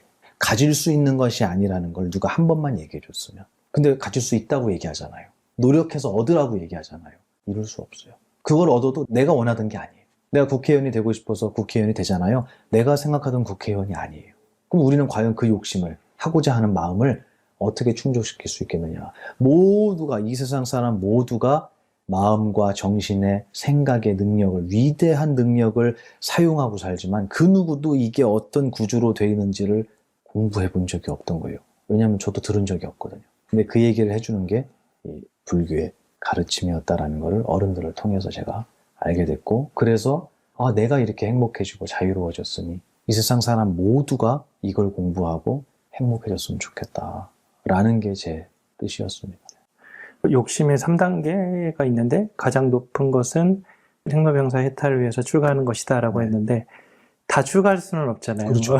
그렇죠. 스님께서도 많은 말씀을 하시는데 듣는 대다수의 사람들이 제가자라고 해야 될까요? 일반인이잖아요. 네. 이들이 가질 수 있는 최상의 욕심은 뭘까요? 지금 팀장님 말씀하신 것처럼 스님 모두가 출가할 수는 없지 않습니까? 라는 얘기를 해요. 근데 제가 만약에 의사예요. 외과 의사예요.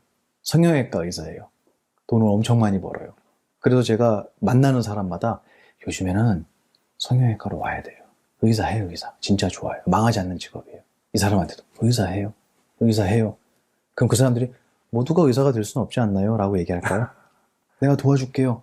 아유, 감사합니다. 그러지 않을까요? 그렇죠. 근데 왜 출가에 대한 거는 아유, 감사합니다. 안 할까요?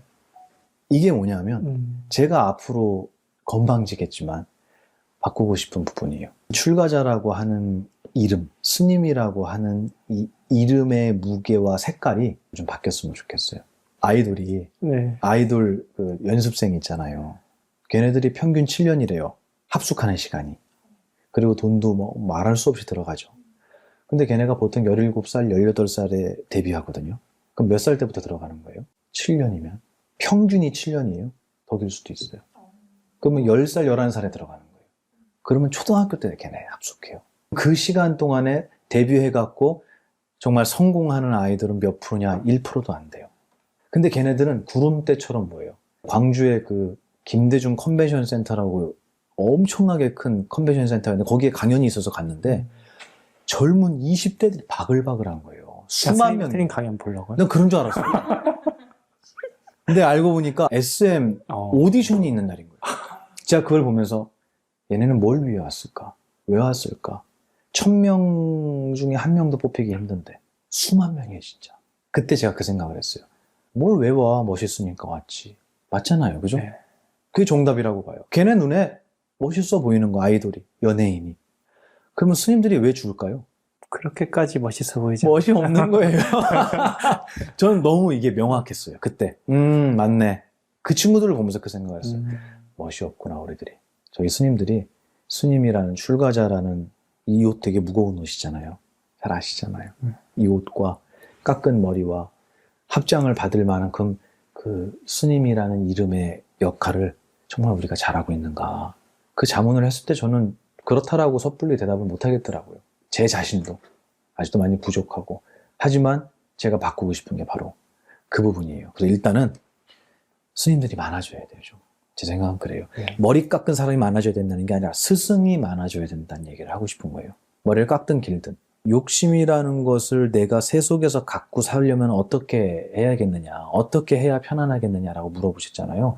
어떻게 해도 상관없어요. 근데 문제는 뭐냐면 내가 이것을 가질 수 없다라는 걸 알고 하는 거예요. 이게 경전에서 나와요. 이 말이, 이 내용이 뭐냐면 어릴 때 소꿉놀이 해보셨어요? 해봤어요? 네. 그러면 뭐 해요? 보통 소꿉놀이 하면 역할극 하잖아요, 그죠? 병원놀이도. 병원놀이, 그렇지, 그렇지. 또 엄마 아빠, 네, 뭐 흉내 내고. 부모회에서 막 그렇죠, 그렇죠, 그렇죠, 맞아요.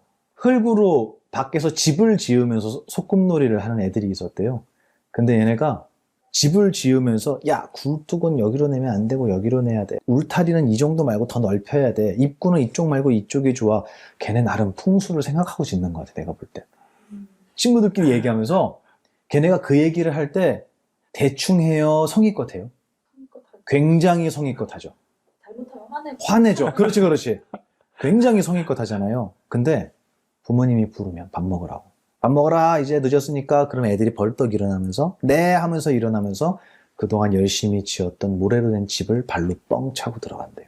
무슨 뜻일까요? 우리가 세상을 살아가면서 자기가 맡은 역할에 그 녀석들처럼 최선을 다하는 거예요. 하지만 그 집을 아무리 공들여 줘도 처음부터 알아요, 걔네들은. 그 집은 진짜 집이 아니라는 거. 가짜라는 거 알아요. 놀이라는 걸 알아요. 그래서 말씀하신 것처럼 싸우기까지 해요. 하지만 돌아서는 순간 그 싸움은 아무 의미가 없다는 걸 걔네들도 알아요. 그러니까 일어날 때 발로 뻥 차고 에이 내일 또 만든지 뭐예요. 뻥 차고 들어가는 거예요. 우리가 과연 뻥 찰 수 있어요? 우리의 삶을? 저는 그렇게 살았으면 좋겠어요. 최선을 다하지만 언제든지 내가 놓아야 할 때, 내가 내려와야 할 때는 뒤도 안 돌아보고 뻥 차고 올 수 있을 정도의 마음을 가졌으면 좋겠어요. 추하게 매달리지 말고. 지금 영상 보고 퇴사하고 싶은 사람들 많이 생길 것 같습니다. 세속에서도 역시 욕심이라는 거를 얼마든지 쓰고 살아야 되고 이거는 나쁘거나 없앨 수 있는 것이 아니라고 생각해요. 그런데 문제는 제가 얘기한 것처럼 얻을 수 없는 거. 이룰 수 없는 것을 이룰 수 있고 얻을 수 있다고 착각한 채로 거기에 욕심이라는 능력을 사용하기 시작하면 정말 추해지고요. 고통스러워지고요. 나중에는 자기 옆에 아무도 안 남아요. 부처님 10대 제자 중에 눈 멀은 분 있잖아요. 아나율 존자 예. 계셨잖아요. 근데 이 아나율 존자가 눈을 멀게 된 이유가 부처님 강의하실 때 졸았잖아요. 그러니까 불러서 물어보세요. 아나율아, 너는 왜 출가했느냐라고 물어보죠. 너 내가 얘기했나? 졸면 돼? 이게 아니라 너 왜 출가했냐고 물어보니까 그렇게 대답한 거예요. 생사로부터 해탈하기 위해서. 근데 내가 강의할 때 그 자세와 그 모습이 정말로 너가 원한 출가의 모습과 부합하느냐. 너무 부끄러웠겠죠. 그래서 아나율 존자가 그때부터 저는 이제부터 잠을 자지 않겠습니다 라고 얘기하는 거예요. 양극단이죠. 부처님께서 항상 경계하셨다. 아니야, 자야 된다. 아닙니다. 저는 안 자겠습니다. 하고 고집을 부리다가 결국에는 굉장히 위독한 상황이 됐어요. 그래서 의사를 불러요. 진료를 해봐라 그랬더니 간단합니다. 주무시면 됩니다. 그런데도 아나율 존자가 안 자요. 그리고 나서 눈이 멀잖아요. 제가 이 얘기를 저희 큰 스님께 말씀을 드렸어요. 스님, 아나율 존자가 그랬대요. 그리고 나서 부처님 굉장히 속상해 하시거든요. 그래도 제자는 제자니까 승가 생활을 계속 했겠죠. 근데 어느 날 아나율 존자가 자기가 갖고 있던 바늘에다가 실을 끼는 장면이 나오잖아요. 근데 거기서 못 껴서 앞이 보이지 않는 상태에서 주변에 외칩니다. 누가 나의 바늘에 실을 끼워줄 분이 계십니까? 근데 어떤 분이 와서 끼워줘요. 부처님이 오신 거예요. 스승님이 오셔서 끼워주신 거예요. 저는 그걸 보고 야, 우리 부처님은 참 자유롭고 정말 감사한 분이다. 당신이 하지 말라고 하는 짓을 해갖고 눈까지 불편해진 제자를 버리거나 훈계하는 게 혼내신 게 아니라 마지막까지 사랑해 주셨구나라는 정도로 이해했어요. 그게 누구 수준이냐면 제 수준이었어요. 제 수준으로 그걸 이해한 거예요. 큰 스님께서 들으시더니 너 그게 무슨 뜻인 줄 알아? 그러면서 얘기를 해주시는데 뭐라 그러시냐면 아나율 존자가 왜 잠을 안 자기 시작했죠? 수행을 열심히 하려고 했던 거예요. 게으르다고 혼이 났으니까 그럼 나 열심히 할 거야. 우리가 무언가를 열심히 하잖아요. 그럼 주변이 안 보여요. 눈이 멀어요. 내 얘기예요, 불경은. 내가 성공하기 위해서 달리고 있으면 내 아내가 얼마나 외로운지, 내 자식이 얼마나 슬픈지 안 보여요. 거기밖에 안 보여요. 아나율 존자처럼 나 죽어도 수행 열심히 할 거예요. 눈이 많은 거예요. 그리고 나서 바늘에다가 실을 못 꼈다 그랬잖아요. 이게 무슨 말이냐면 열심히 해온 거예요, 평생. 근데 이 바늘과 실은 무슨 뜻이냐면 실을 바늘에 껴서 바느질을 하면 바늘이 지나간 자리에 뭐가 남죠? 실이 남잖아요. 근데 안 끼고 하면요. 안 남았던 거예요. 죽기 살기로 눈이 먼 상태에서 노력했는데 나이가 50, 60이 되는데 보니까 아무것도 안 남은 거예요. 내가 평생 살아온 게. 하나도 안 남았어요. 그러니까 외친 겁니다, 이제. 누가 내 바늘에 실을 끼워줄 분이 있습니까? 그러면 누구만 끼워줄 수 있을까요? 그거는 스승만 끼워줄 수 있는 거예요. 부처님만 끼워줄 수 있었던 거예요. 그 얘기를 저희 큰 스님께서 해주시더라고요. 스승님의 눈이지. 저는 1000번을 읽어도 그거 안 보여요. 그래서 제가 스승이 필요하다고 얘기하는 거예요. 모두 머리 깎고 스님 되라는 게 아니라 머리를 기르고 이렇게 사회생활 하시면서도 내 후배에게, 내 직장 동료에게, 내 가족들에게 이런 이야기를 할 수 있는 분이라면 전 스승이라고 봐요. 그리고 이런 이야기를 하려면 어떻게 해야 될까요? 배워야죠. 그래서 이런 강의를 들으러 오시는 분들이 정말 많거든요. 그분들이 시간이 남아서 오는 게 아니라 한 번 듣고 나면 세상이 달라 보이고 이런 얘기를 누군가에게 했을 때 그 사람이 정말 행복해하는 모습을 보면 아, 나 공부해야겠구나 라는 자기도 모르는 신념이 생기는 것 같아요. 그래서 사람들이 많이 모이거든요. 저는 욕심을 어떻게 쓰느냐 이런 것도 중요하지만 저는 그 욕심을 가장 잘 쓰는, 출가하지 않고도 가장 잘 쓰는 욕심이라고 한다면 내 주변에 있는 많은 사람들을 행복하게 만드는 데 쓰셨으면 좋겠어요. 눈 멀지 말고. 내가 하고 싶은 거를 바라보면 눈이 멀어요. 그래서 나중에 어느 순간에 주변을 돌아보면 다 나를 떠나 있고 다 나를 미워하고 있고 내 자리는 어디에도 안 남아있는, 이걸 바라보면 이제 외치는 거죠. 누가 내 바늘에 실을 좀 끼워달라. 난 노력만 했지 남은 게 아무것도 없습니다. 이 얘기를 누구는 안 하겠습니까? 다 하죠. 이런 가르침이 담겨있는 불교를 스님들만 공부해야 된다라고 얘기하거나 아, 저는 종교가 달라서 저는 동의하지 않습니다 라고 누군가가 얘기한다면 제가 얼마나 답답하겠어요. 그게 아니에요 라고 하면 도망가죠. 이제 또 요령이 필요하죠. 저는 그래서 이 이야기를 모든 세상에 있는 사람들이 알고 살았으면 좋겠다라는 마음을 갖고 있죠. 우리는 늘 직장에서 상사 그리고 자녀의 문제, 외부의 어떤 상황 때문에 힘들다고 말하는데요. 스님께서는 고통의 씨앗은 외부가 아니라 바로 우리의 마음속 인식과 기억에 있다라고 말씀하셨습니다. 인식의 결과로 생겨나는 고통이 구체적으로 어떤 원리로 작용되는지 예를 들어서 설명해 주실 수 있을까요? 그 절에 삽살개 한 마리가 들어왔어요. 유기견이에요. 저는 처음에 밭에 구석에 누가 솜니부를 버린 줄 알았어요. 흰색 삽살개였는데 얼마나 바깥에서 오래 살았는지 그냥 떼꾸정물이 그냥 줄줄 흘러요. 멀리서 보고 누가 저기다 솜을 갖다 버렸나 저게 뭐지 했는데 움직이는 거예요. 오늘 보니까 며칠 동안 거기 있었어요. 걔가 한 3일? 저거 개인가 봐요. 그러고 가서 보니까 유기견이었던 거예요. 가까이 가면 도망가고 스님들이 돌아오면 다시 그 자리로 와요. 뭐 맘에 드는 게 있었나 봐요. 그 자리에. 그래서 스님들이, 저 어른들이 그러시더라고요. 절대로 그 개한테 먼저 다가가거나 그러지 말고 모르는 척 해주라고. 짐승들은 모르는 척 해주는 거를 동료를 받아준다고 생각한다는 거예요. 이렇게 정면으로 마주 보면은 나 너 경계하고 있어 라고 인식할 수 있으니까 모르는 척하고 그냥 두라는 거예요. 있든 없든. 이것도 사실 어른들의 지혜였어요. 어쨌든 그래갖고 모르는 척 했더니 어느 날 조금씩 가까이 오는 거예요, 얘가. 그리고 나중에는 붙잡았죠. 그 간식 이런 것도 주고 게사료도 좀 주고 그러더니 점점 가까워졌어요. 털도 다 밀어버렸죠. 얼마나 기생충이 많은지 주사 다 맞추고 밀어버렸어요. 그리고는 이제 스님들을 졸졸 따라다녔어요, 얘가. 근데 어느 날 걷다가 도량 안에서 바람에 꺾어졌는지 나뭇가지가 이만한 게 떨어져 있어서 저기 산으로 던지려고 이렇게 주웠어요. 후다닥 도망가는 거예요. 기겁을 하고 도망가는 거죠. 왜 이러지? 저는 이것 때문에 그런지 몰랐어요. 바닥에서 나뭇가지 부러진 짝대기를 들었는데 도망갔어요. 두 가지만 보면 도망갔거든요. 하나가 뭐였냐면 끈. 느껴지시죠? 뭐가 느껴지세요? 끈에 묶이고 매를 맞았던 거예요. 걔한테 물어보지 않아도 알아요. 그 얘기는 불교 심리학의 가장 큰 메커니즘이에요. 세상을 바라보는 견해는 기억에 의해서 만들어진다. 힘든 기억이 많으면 아무리 좋게 보려고 해도 그게 좋게 보이지가 않아요. 그 친구는 짝대기를 자기를 때리려고 드는 게 아니라고 알았을 수도 있어요. 저는 한 번도 때린 적이 없고 맛있는 것만 줬으니까. 하지만 조건 반사 같은 거예요. 기억의 힘은 그렇게 강력하거든요. 옛날에 저런 거에 얻어맞았던 기억이, 아픈 기억이 많으면 나도 모르게 그것을 볼 때 두려움이라는 견해로 볼 수밖에 없는 거예요. 그러면 이 세상을 살아가면서 우리 팀장님을 좋은 사람이라고 봐야지. 그럼 보여요, 안 보여요? 보여요? 보입니다. 고맙습니다. 굉장히 두려워하면서 대답하는데 그거는 좋은 기억이 많이 들어가면 나쁘게 뭐라고 얘기해도 누군가가 험담을 해도 야, 그 사람 그런 사람 아니야 라고 얘기하는 거예요. 그죠? 근데 나에게 힘든 기억을 많이 준 분이 팀장님이었다면 아무리 제가 팀장님 칭찬을 해도 우리 보살님한테는 그렇게 안 들릴 거예요. 아이고 몰라서 하는 소리네. 너도 당해봐라 이런다. 맞죠? 그러면 우리의 견해는 기억의 지배를 받는 거예요. 그게 이 내용이에요. 내가 저 사람이 힘들고 이 회사가 힘들고 이 일이 버겁고 내가 힘들어하는 어떤 것들은 나의 견해잖아요. 난 저거 힘들다고 생각해. 나에겐 이게 힘들게 느껴져. 라고 하는 거는 내 견해인데 견해는 무엇 때문에 만들어진다 그랬죠?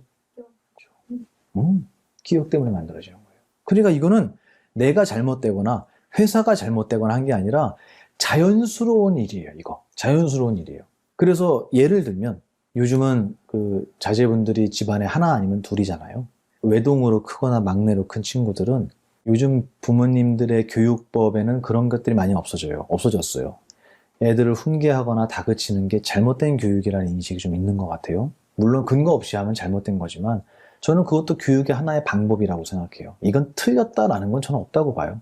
근데 그런 교육을 안 받아본 친구들이 군대에 와서 너무 힘들어하는 거예요. 내가 왜 저 사람 말을 들어야 되지? 그러면 그 친구에게 군대는 어떤 곳일까요? 지옥이죠. 부조리 투성이고요. 여기는 인간의 집단이라고 할 수 없는 이상한 곳인 거예요. 근데 정말 그럴까요? 저는 안 그랬어요. 저는 너무 좋았어요. 제 동생도 스님인데요. 해인사 출가하셨거든요. 17살에 출가했다가 나중에 군대를 갔어요. 군대 안 힘들었냐니까 캠핑 온 거 같았대요. 너무 좋았대요. 뭐가 제일 좋았냐니까 밥을 3끼 주더라고요. 그러는 거예요. 과연 그 스님한테 군대는 힘든 곳이었느냐? 놀이였대, 놀이. 너무 재밌었대요. 총도 쏘고 수류탄 던져갖고 너무 재밌었대요. 과연 객관적인 나쁜 곳, 객관적으로 정말 이것은 없어져야 하는 악이라고 하는 것이 과연 대한민국에 존재할 것이냐. 저는 모든 것이 상대적이라고 봐요. 우리가 어떻게 저런 인간을 따라다니지라고 해도 그 사람에게 충성하는 사람도 있더라는 거죠. 그러니까 결국은 옳고 그름은 내 외부에, 나의 바깥에 있는 게 아니라 나의 견해 속에 있지 않았을까라는 질문을 안 할 수가 없는 거예요. 근데 이 질문을 누가 제일 간절하게 하냐면 은퇴하신 분들이 해요. 저한테 묻더라고요. 남성분들이. 스님 옛날에는 너 때문에 그래. 너 때문에 그래. 너 때문에 그래. 그랬대요. 무언가 불편하거나 일이 안 되면 이렇게 안 되는 것의 요인을 상대방한테 찾았대요. 평생을. 근데 어느 날이 되니까 찾다 보니까 더 이상 찾을 수가 없는 거예요. 일은 잘못돼 있는데. 그래서 어느 날 나한테 문제가 있는 거 아닐까? 이 사람은 알고 있었어요. 처음부터.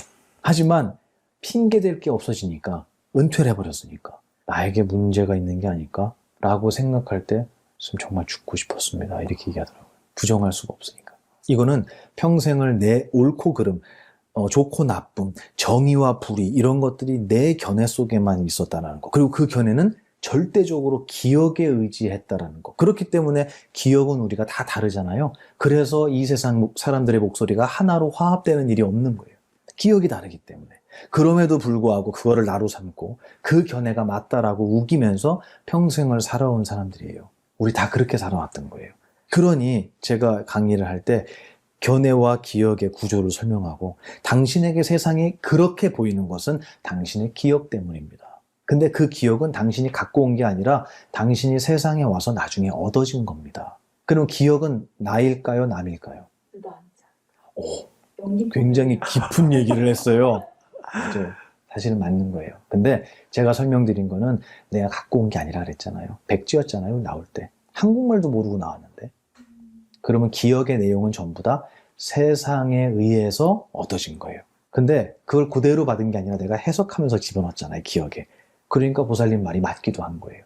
어쨌든 내가 갖고 온 건 아니다. 그러므로 그거는 내가 될 수 없다고. 기억은.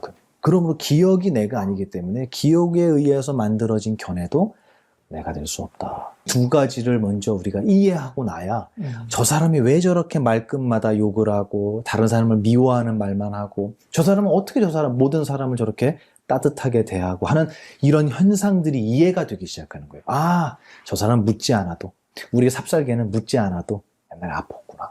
걔가 이해가 되는 거예요.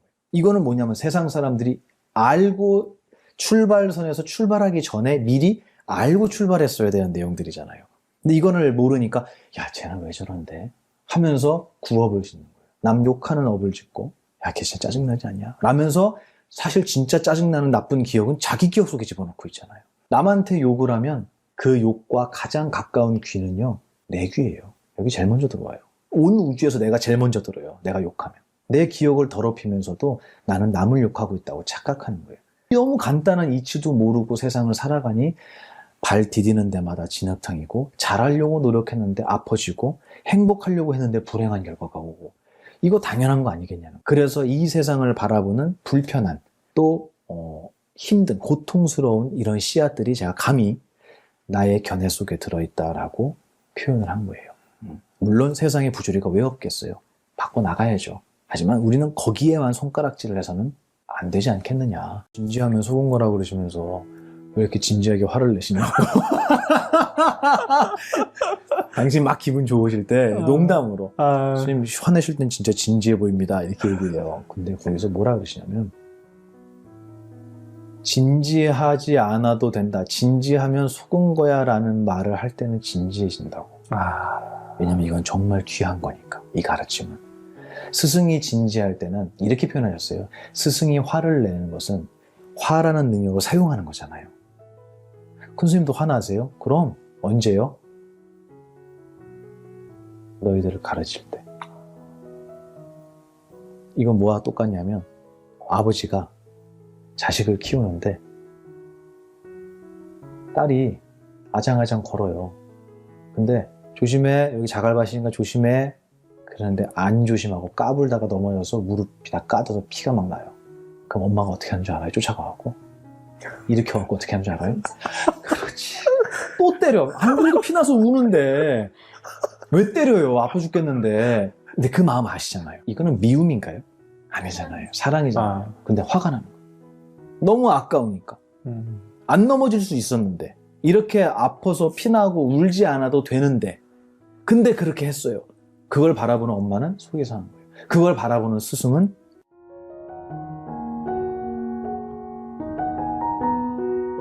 어느 날 조금씩 가까이 오는 거예요, 얘가.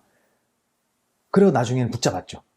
간식 이런 것도 주고 게사료도 좀 주고 그러더니 점점 가까워졌어요. 얼마나 기생충이 많은지. 그리고는 이제 스님들을 졸졸 따라다녔어요. 근데 어느 날 걷다가 도량 안에서 바람에 꺾어졌는지 나뭇가지가 이만한 게 떨어져 있어서 저기 산으로 던지려고 이렇게 주웠어요. 후다닥 도망가는 거예요. 기겁을 하고 도망가는 거예요. 왜 이러지? 저는 이것 때문에 그런지 몰랐어요. 바닥에서 나뭇가지 부러진 짝대기를 들었는데 도망갔어요. 두 가지만 보면 도망갔거든요. 하나가 뭐였냐면 끈. 느껴지시죠? 뭐가 느껴지세요? 끈에 묶이고 매를 맞았던 거예요. 걔한테 물어보지 않아도 알아요. 그 얘기는 불교 심리학의 가장 큰 메커니즘이에요. 세상을 바라보는 견해는 기억에 의해서 만들어진다. 힘든 기억이 많으면 아무리 좋게 보려고 해도 그게 좋게 보이지가 않아요. 그 친구는 짝대기를 자기를 때리려고 드는 게 아니라고 알았을 수도 있어요. 저는 한 번도 때린 적이 없고 맛있는 것만 줬으니까. 하지만 조건 반사 같은 거예요. 기억의 힘은 그렇게 강력하거든요. 옛날에 저런 거에 얻어맞았던 기억이, 아픈 기억이 많으면 나도 모르게 그것을 볼 때 두려움이라는 견해로 볼 수밖에 없는 거예요. 이 세상을 살아가면서 우리 팀장님을 좋은 사람이라고 봐야지. 그럼 보여요, 안 보여요? 보여요? 보입니다. 고맙습니다. 굉장히 두려워하면서 대답하는데 그거는 좋은 기억이 많이 들어가면 나쁘게 뭐라고 얘기해도 누군가가 험담을 해도 야, 그 사람 그런 사람 아니야 라고 얘기하는 거예요. 근데 나에게 힘든 기억을 많이 준 분이 팀장님이었다면 아무리 제가 팀장님 칭찬을 해도 우리 보살님한테는 그렇게 안 들릴 거예요. 아이고 몰라서 하는 소리네. 너도 당해봐라 이런다. 맞죠? 그러면 우리의 견해는 기억의 지배를 받는 거예요. 그게 이 내용이에요. 내가 저 사람이 힘들고 이 회사가 힘들고 이 일이 버겁고 내가 힘들어하는 어떤 것들은 나의 견해잖아요. 난 저거 힘들다고 생각해. 나에겐 이게 힘들게 느껴져. 라고 하는 거는 내 견해인데 견해는 무엇 때문에 만들어진다 그랬죠? 그렇죠. 기억 때문에 만들어지는 거예요. 그러니까 이거는 내가 잘못되거나 회사가 잘못되거나 한 게 아니라 자연스러운 일이에요. 이거 자연스러운 일이에요. 요즘은 그 자제분들이 집안에 하나 아니면 둘이잖아요. 특히 이제 외동으로 크거나 막내로 큰 친구들은 요즘 부모님들의 교육법에는 그런 것들이 많이 없어졌어요. 애들을 훈계하거나 다그치는 게 잘못된 교육이라는 인식이 좀 있는 것 같아요. 물론 근거 없이 하면 잘못된 거지만 저는 그것도 교육의 하나의 방법이라고 생각해요. 이건 틀렸다라는 건 저는 없다고 봐요. 근데 그런 교육을 안 받아본 친구들이 군대에 와서 너무 힘들어하는 거예요. 내가 왜 저 사람 말을 들어야 되지? 그러면 그 친구에게 군대는 어떤 곳일까요? 지옥이죠. 부조리 투성이고요. 여기는 인간의 집단이라고 할 수 없는 이상한 곳인 거예요. 근데 정말 그럴까요? 저는 안 그랬어요. 전 너무 좋았어요. 제 동생도 스님인데요. 해인사 출가하셨거든요. 17살에 출가했다가 나중에 군대를 갔어요. 군대 안 힘들었냐니까 캠핑 온 것 같았대요. 너무 좋았대요. 뭐가 제일 좋았냐니까 밥을 3끼 주더라고요. 그러는 거예요. 과연 그 스님한테 군대는 힘든 곳이었느냐? 놀이였대, 놀이. 너무 재밌었대요. 총도 쏘고 수류탄 던져갖고 너무 재밌었대요. 과연 객관적인 나쁜 곳, 객관적으로 정말 이것은 없어져야 하는 악이라고 하는 것이 과연 대한민국에 존재할 것이냐. 저는 모든 것이 상대적이라고 봐요. 우리가 어떻게 저런 인간을 따라다니지라고 해도 그 사람에게 충성하는 사람도 있더라는 거죠. 그러니까 결국은 옳고 그름은 내 외부에, 나의 바깥에 있는 게 아니라 나의 견해 속에 있지 않았을까라는 질문을 안 할 수가 없는 거예요.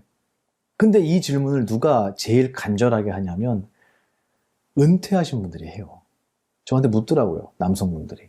스님 옛날에는 너 때문에 그래. 너 때문에 그래. 너 때문에 그래. 그랬대요. 무언가 불편하거나 일이 안 되면 이렇게 안 되는 것의 요인을 상대방한테 찾았대요. 평생을.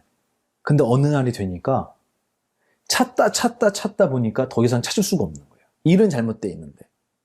그래서 어느 날 나한테 문제가 있는 거 아닐까? 이 사람은 알고 있었어요, 처음부터. 하지만 핑계댈 게 없어지니까, 은퇴를 해버렸으니까 나에게 문제가 있는 게 아닐까?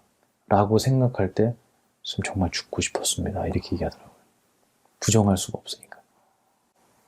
이거는 평생을 내 옳고 그름, 좋고 나쁨, 정의와 불의 이런 것들이 내 견해 속에만 있었다는 거. 그리고 그 견해는 절대적으로 기억에 의지했다라는 거. 그렇기 때문에 기억은 우리가 다 다르잖아요. 그래서 이 세상 사람들의 목소리가 하나로 화합되는 일이 없는 거예요. 기억이 다르기 때문에. 그럼에도 불구하고 그거를 나로 삼고 그 견해가 맞다라고 우기면서 평생을 살아온 사람들이에요. 우리 다 그렇게 살아왔던 거예요.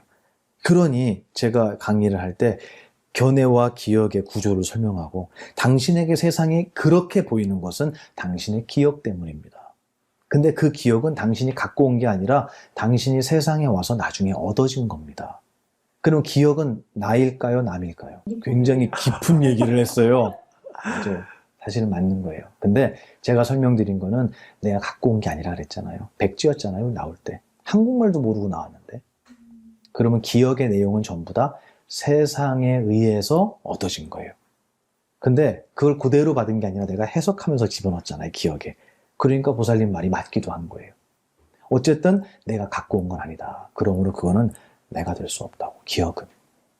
그러므로 기억이 내가 아니기 때문에 기억에 의해서 만들어진 견해도 내가 될 수 없다. 두 가지를 먼저 우리가 이해하고 나야 저 사람이 왜 저렇게 말끝마다 욕을 하고 다른 사람을 미워하는 말만 하고 저 사람은 어떻게 모든 사람을 저렇게 따뜻하게 대하고 하는 이런 현상들이 이해가 되기 시작하는 거예요. 아, 저 사람 묻지 않아도 우리 삽살개는 묻지 않아도 옛날에 아팠구나.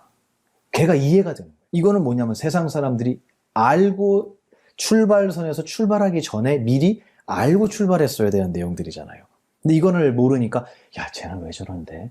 하면서 구업을 짓는 거예요. 남 욕하는 업을 짓고 야, 걔 진짜 짜증나지 않냐? 라면서 사실 진짜 짜증나는 나쁜 기억은 자기 기억 속에 집어넣고 있잖아요.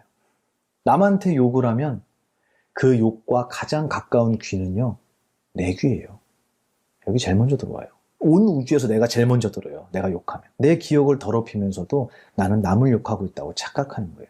너무 간단한 이치도 모르고 세상을 살아가니 발 디디는 데마다 진흙탕이고 잘하려고 노력했는데 아파지고 행복하려고 했는데 불행한 결과가 오고 이거 당연한 거 아니겠냐는. 그래서 이 세상을 바라보는 불편한 힘든, 고통스러운 이런 씨앗들이 제가 감히 나의 견해 속에 들어있다라고 표현을 한 거예요. 물론 세상에 부조리가 왜 없겠어요? 바꿔나가야죠. 하지만 우리는 거기에만 손가락질을 해서는 안 되지 않겠느냐. 이미 우리가 행복할 수 있는 거리를 많이 갖고 있음에도 내 견해가 부족해서 내 견해의 수준이 낮아서 행복을 행복으로 볼 수 없다면 과연 그게 세상의 잘못이겠느냐라는 전 질문을 던지는 거죠. 진지함을 속은 거다? 이 말이 되게 인상 깊었는데요. 그 진지함을 빼는 것을 스님께서 되게 강조하시는데 안 좋은 기억이 있어서 안 좋은 견해로 이렇게 막 힘드는 그런 사람, 그런 고통이 닥쳤을 때 이 진지함을 빼고 유쾌함을 더하는 기술. 이걸 어떻게 적용해야 그 네. 고통에서 좀 벗어날 수가 있을까요? 맞아요. 굉장히 중요한 질문인데 이거 돼요. 어떤 분은 그래요. 이게 되겠습니까? 하는 분이 있어요. 그분 말도 이해해요. 저 공감해요. 이 세상은 진지함으로 만들어진 세상이거든요. 근데 됩니다. 제가 왜 이렇게 확신을 하냐면 우리 스님들한테서 확인했어요. 절에 제가 불났다고 얘기했잖아요. 네. 그죠? 네. 불이 났는데 창고 하나가 탔어요. 그래서 제가 다 끄고 나서 꽤 큰 불이었어요. 저희 큰 스님께 스님 죄송합니다. 그리고 제가 말씀을 드렸어요. 제가 관리를 잘 못했습니다. 그랬더니 불을 끌 때는 불이 났어요. 그럼 불을 끌 때 뭐가 필요하죠? 물, 또 흙 좋아요. 그렇죠. 또 사람, 좋아요. 좋아요. 또 뿌리는 거 있잖아요. 소화기. 소화기, 그렇죠. 맞죠? 제가 또 하고 여러 개를 물어봐도 영원히 보살님한테 안 나올 대답이 하나 있어요. 근데 왜냐면 그건 불 끄는데 아무런 도움이 안 되거든요. 근데 불 나면요, 제일 먼저 그거부터 장착할걸요, 우리? 그게 뭔지 아세요? 진지함이에요. 내가 또 뭐가 필요해요? 또 뭐가 필요해요? 100개를 물어봐도 진지함은 안 나올걸요, 대답이? 근데 불났다고 생각해봐요. 제일 먼저 뭐가 장착이 돼요? 그거 봐. 그래서 저희 큰 스님께서 진지함은 저기 창고에 불 끄는데 아무 도움도 안 돼. 소화기 119에 신고하고 소화기 찾으면 돼. 너가 진지하다고 저게 더 잘 꺼지지 않아. 근데 진지하면 즐거워요, 힘들어요? 누가 나를 힘들게 하냐는 거예요. 저 불이? 그래서 진지하면 속은 거다. 사실을 사실대로 보지 못하고 세상을 있는 그대로 보지 못한 것은 진지함이라는 것이 내 눈을 가렸기 때문이다 라고 저희 스승님께서 말씀해 주신 거예요. 제가 얘기한 게 아니고요. 네, 저는 그 정도 지혜는 없고 저도 그걸 듣고 내가 얼마나 진지하게 세상을 바라봤나를 참 많이 돌아봤거든요. 근데 저는 그냥 그걸로만 살아왔던 것 같아요. 뭐든지 잘해야 되고 완벽해야 되고 그런데 특히 회사는 너무 간단하잖아요. 여기 왜 있는 거죠? 이 회사가? 뭘 위해서? 어차피 버는데 이왕이면 세상에 아름다운 일을 하면서 벌면 좋잖아요. 그게 전 출판사라고 생각해요. 그래서 아름다운 일은 두 번째예요. 돈이 첫 번째예요. 돈이 안 벌리는데 이 일을 어떻게 하겠어요? 그게 저는 이 당연한 자본주의의 모습이라고 봐요. 근데 여기서 진지함을 어떻게 빼냐고요? 할 수 있다는 거예요. 뭐냐면 이거를 벌어서 돈을 벌어서 뭐에다 쓸 거냐에 대한 게 되게 중요해요. 내가 이 회사를 다니면서 나는 왜 다니는가 이 회사를. 난 이 회사를 다녀서 과연 어떠한 행복을 얻기 위함이냐. 이게 분명하다면 저는 모든 건 수단이 된다고 생각해요. 내가 불을 끄려고 하는 소화기를 찾는 것은 불을 끄기 위함이잖아요. 불을 끄는데 진지함이 필요할까? 필요 없네? 라는 이해가 있으면 자기도 모르게 그게 돼요. 그래서 저희 스님들은 회의할 때, 저희 회의를 정말 많이 하는데 회의를 할 때 제 그 동생 스님이 그래요. 회의를 1시간, 2시간을 하는데 나중에 이래요. 그래서 왜요? 그러니까 다들 개그 칠 생각만 하지 진지하게 하는 사람이 아무도 없다는 거예요. 정말 그 얘기를 해요. 진짜. 다들 장난칠 생각만 하고 말장난할 생각만 하지 아무도 진지하지가 않다는 거예요. 그래도 회의는 돼요. 돼요. 자주 하시는 거 아니에요? 자주 해요, 자주 해요. 그러니까 그게 회의하자 그러면 또 회의하가 아니라 그냥 차 마시면서 노는 거예요.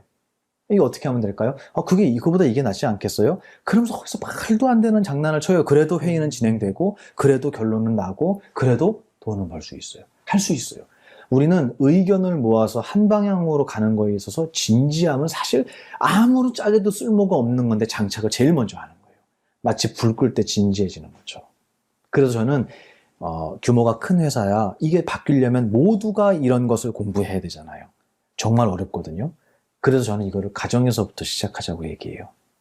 가족 구성원은 기껏해야 서너 명이잖아요. 이 가족 구성원들이 먼저 얘기하는 거예요. 우리 이 강의를 들어보니까 진지하면 아무 도움이 안 돼. 맞아요. 그러고 보니까 아버지가 말씀하실 때 항상 내가 진지하게 그거를 심각하게 받아들이니까 항상 인상을 쓰고 아버지한테 막말을 했던 것 같아요. 야, 우리 진지하지 않게 얘기해보자. 그리고 일부러 더 농담하는 거예요. 저는 이 문화가 이 세상에 퍼지는 것은 가능성이 정말 희박하다고 생각해요. 왜냐면 이 세상은 진지한 사람이 훨씬 많거든요. 그렇다고 안 할 거냐라고 저는 물어봐요. 힘들다고 안 할 거냐. 저는 나부터 하겠다. 그래서 어떤 분이 저한테 인터뷰할 때 그래요. 스님은 강의를 하시는 거 보면은 스님의 권위 이런 걸 찾아볼 수가 없대요. 농담으로 그래요. 나한테서 권위를 빼면 지금하고 똑같다 그랬어. 권위가 0이기 때문에. 하나도 없어요. 0이에요, 0. 아, 진짜. 근데 이게 어떤 분들은 그렇게 보시는 거예요. 스님이 너무 가볍다. 그게 제가 바꾸고 싶은 부분이에요. 저 무겁게 하려면 얼마든지 할 수 있어요. 가벼워서 가벼운 게 아니라 가볍게 하기 위해서 가벼운 거예요. 무겁게 하려면 얼마든지 할 수 있어요. 다 갖고 있어요. 그래서 무거워야 할 자리는 얼마든지 무겁게 할 수 있어요. 하지만 무거워야 할 필요가 없는 자리, 무거워서는 안 되는 자리에선 한없이 가벼워야 된다고 봐요. 저는 그걸 다 할 줄 아는 가장 자유로운 분들이 출가자라고 생각해요.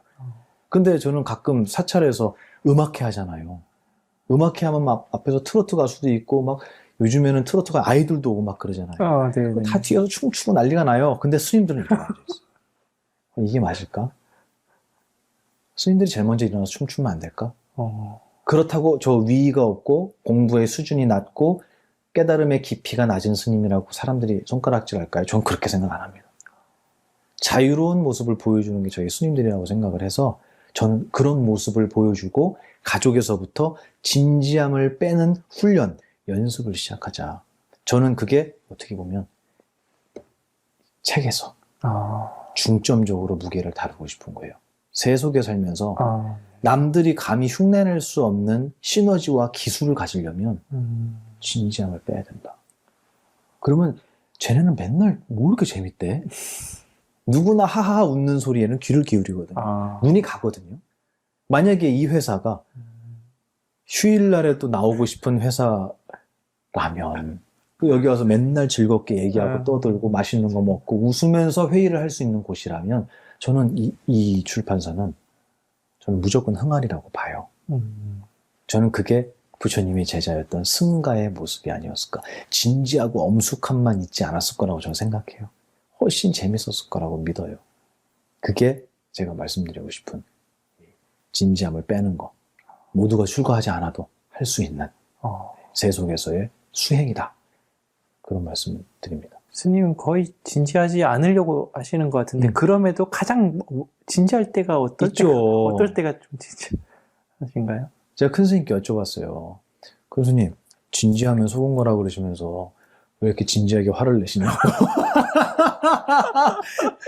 당신 막 기분 좋으실 때 농담으로 스님 화내실 땐 진짜 진지해 보입니다. 이렇게 얘기해요. 근데 거기서 뭐라 그러시냐면 진지하지 않아도 된다. 진지하면 속은 거야 라는 말을 할 때는 진지해진다고. 왜냐면 이건 정말 귀한 거니까. 이 가르침은. 스승이 진지할 때는 이렇게 표현하셨어요. 스승이 화를 내는 것은 화라는 능력을 사용하는 거잖아요. 큰 스님도 화나세요? 그럼 언제요? 너희들을 가르칠 때. 이건 뭐와 똑같냐면 아버지가 자식을 키우는데 딸이 아장아장 걸어요. 근데 조심해, 여기 자갈밭이니까 조심해. 그런데 안 조심하고 까불다가 넘어져서 무릎이 다 까져서 피가 막 나요. 그럼 엄마가 어떻게 하는 줄 알아요? 쫓아가갖고 이렇게 하고 어떻게 하는 줄 알아요? 그렇지. 또 때려. 안 그래도 피나서 우는데 왜 때려요? 아파 죽겠는데. 근데 그 마음 아시잖아요. 이거는 미움인가요? 아니잖아요. 사랑이잖아요. 근데 화가 나는 거예요. 너무 아까우니까. 안 넘어질 수 있었는데, 이렇게 아파서 피나고 울지 않아도 되는데, 근데 그렇게 했어요. 그걸 바라보는 엄마는 속이 상한 거예요. 그걸 바라보는 스승은 눈물이 나는 거예요. 그래서 화를 내시는 거예요. 내가 그렇게 하지 말랬지. 이거는 전 사랑 같아요. 제가 얘기한 것처럼 진지함을 빼는 것을 알려줄 때 저는 진지해져요.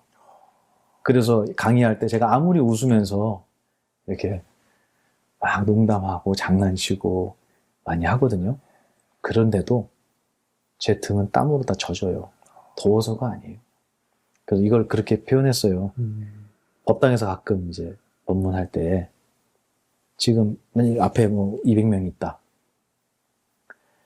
이 법당을 가득 채운 200분 중에 지금 우리의 스승이신 부처님을 등지고 서 있는 놈은 한 놈밖에 없다고. 저잖아요.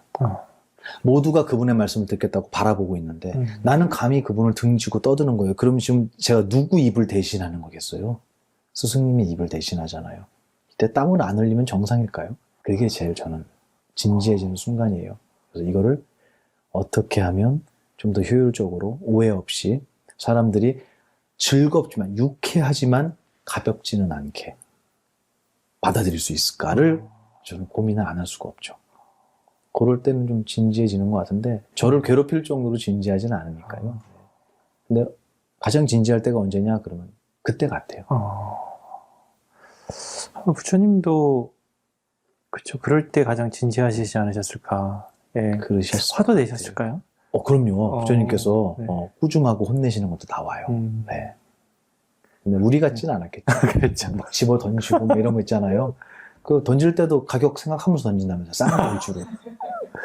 맞아요. 아니, 그거를 저희 큰 스님 그러셨어요. 허공이 산들바람만 부냐고. 폭풍도 허공이야 그러시는 거예요. 그러니까 필요할 때는 뭐든지 써야 되잖아요. 그래서 제가 세속에서 이 가르침은 세속에서도 반드시 배워야 된다.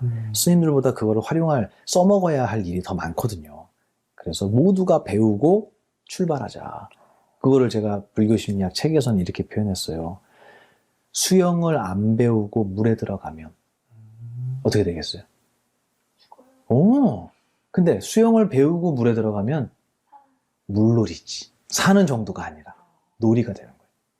단순히 배웠냐 안 배웠냐 아냐 모르냐에 따라서 놀이가 되기도 하고 죽음이 되기도 하는 거잖아요. 저는 이것도 마찬가지라고 생각해요. 우리의 삶도 정말 눈 밝은 스승님들이 세상에 많아서 이제 사회로 나아가는 청소년들에게 야, 이 세상에 있는 거는 가질 수 있는 게 없어. 단순히 네 옆에 잠깐 스쳤다가 사라지는 것들이야. 너가 정말로 이 세상에 욕심내야 될 거는 색깔, 소리, 냄새, 맛에 욕심 부리는 게 아니라 이 세상이 아름다운 세상, 모두가 행복할 수 있는 세상을 만들어가는 보이지 않는 가치에 넌 욕심을 내야 되지 않겠어? 제가 그래요. 저희 절에 오는 고등학생한테 그랬어요. 야, 대흉군만 키우지 말고 좀 교양 좀 키워봐라. 제가 그랬어요. 대흉군 이거 맨날 운동해갖고 만져보래요 저한테 고등학생이. 선생님 저 어저께 몇 개 뭐 200개를 했대나 뭐 몇 개를 했대요. 대흉군만 키우지 말고 좀 교양을 좀 키워봐. 제가 그랬어요. 이게 농담이 아니라 보이지 않는 것에 대한 가치를 두는 것이 저는 교양이 있는 사람들이고 지혜로운 사람들이라고 생각해요. 그리고 갈수록 보이는 것에 가치를 둔다라는 것은 저는 후퇴한다. 퇴보하고 있는 거 아닌가? 라는 생각도 감히 합니다. 물론 물질도 필요하겠지만 이게 발달할수록 더 깊어져야 하는 것이 보이지 않는 정신적인 가치라고 생각해요.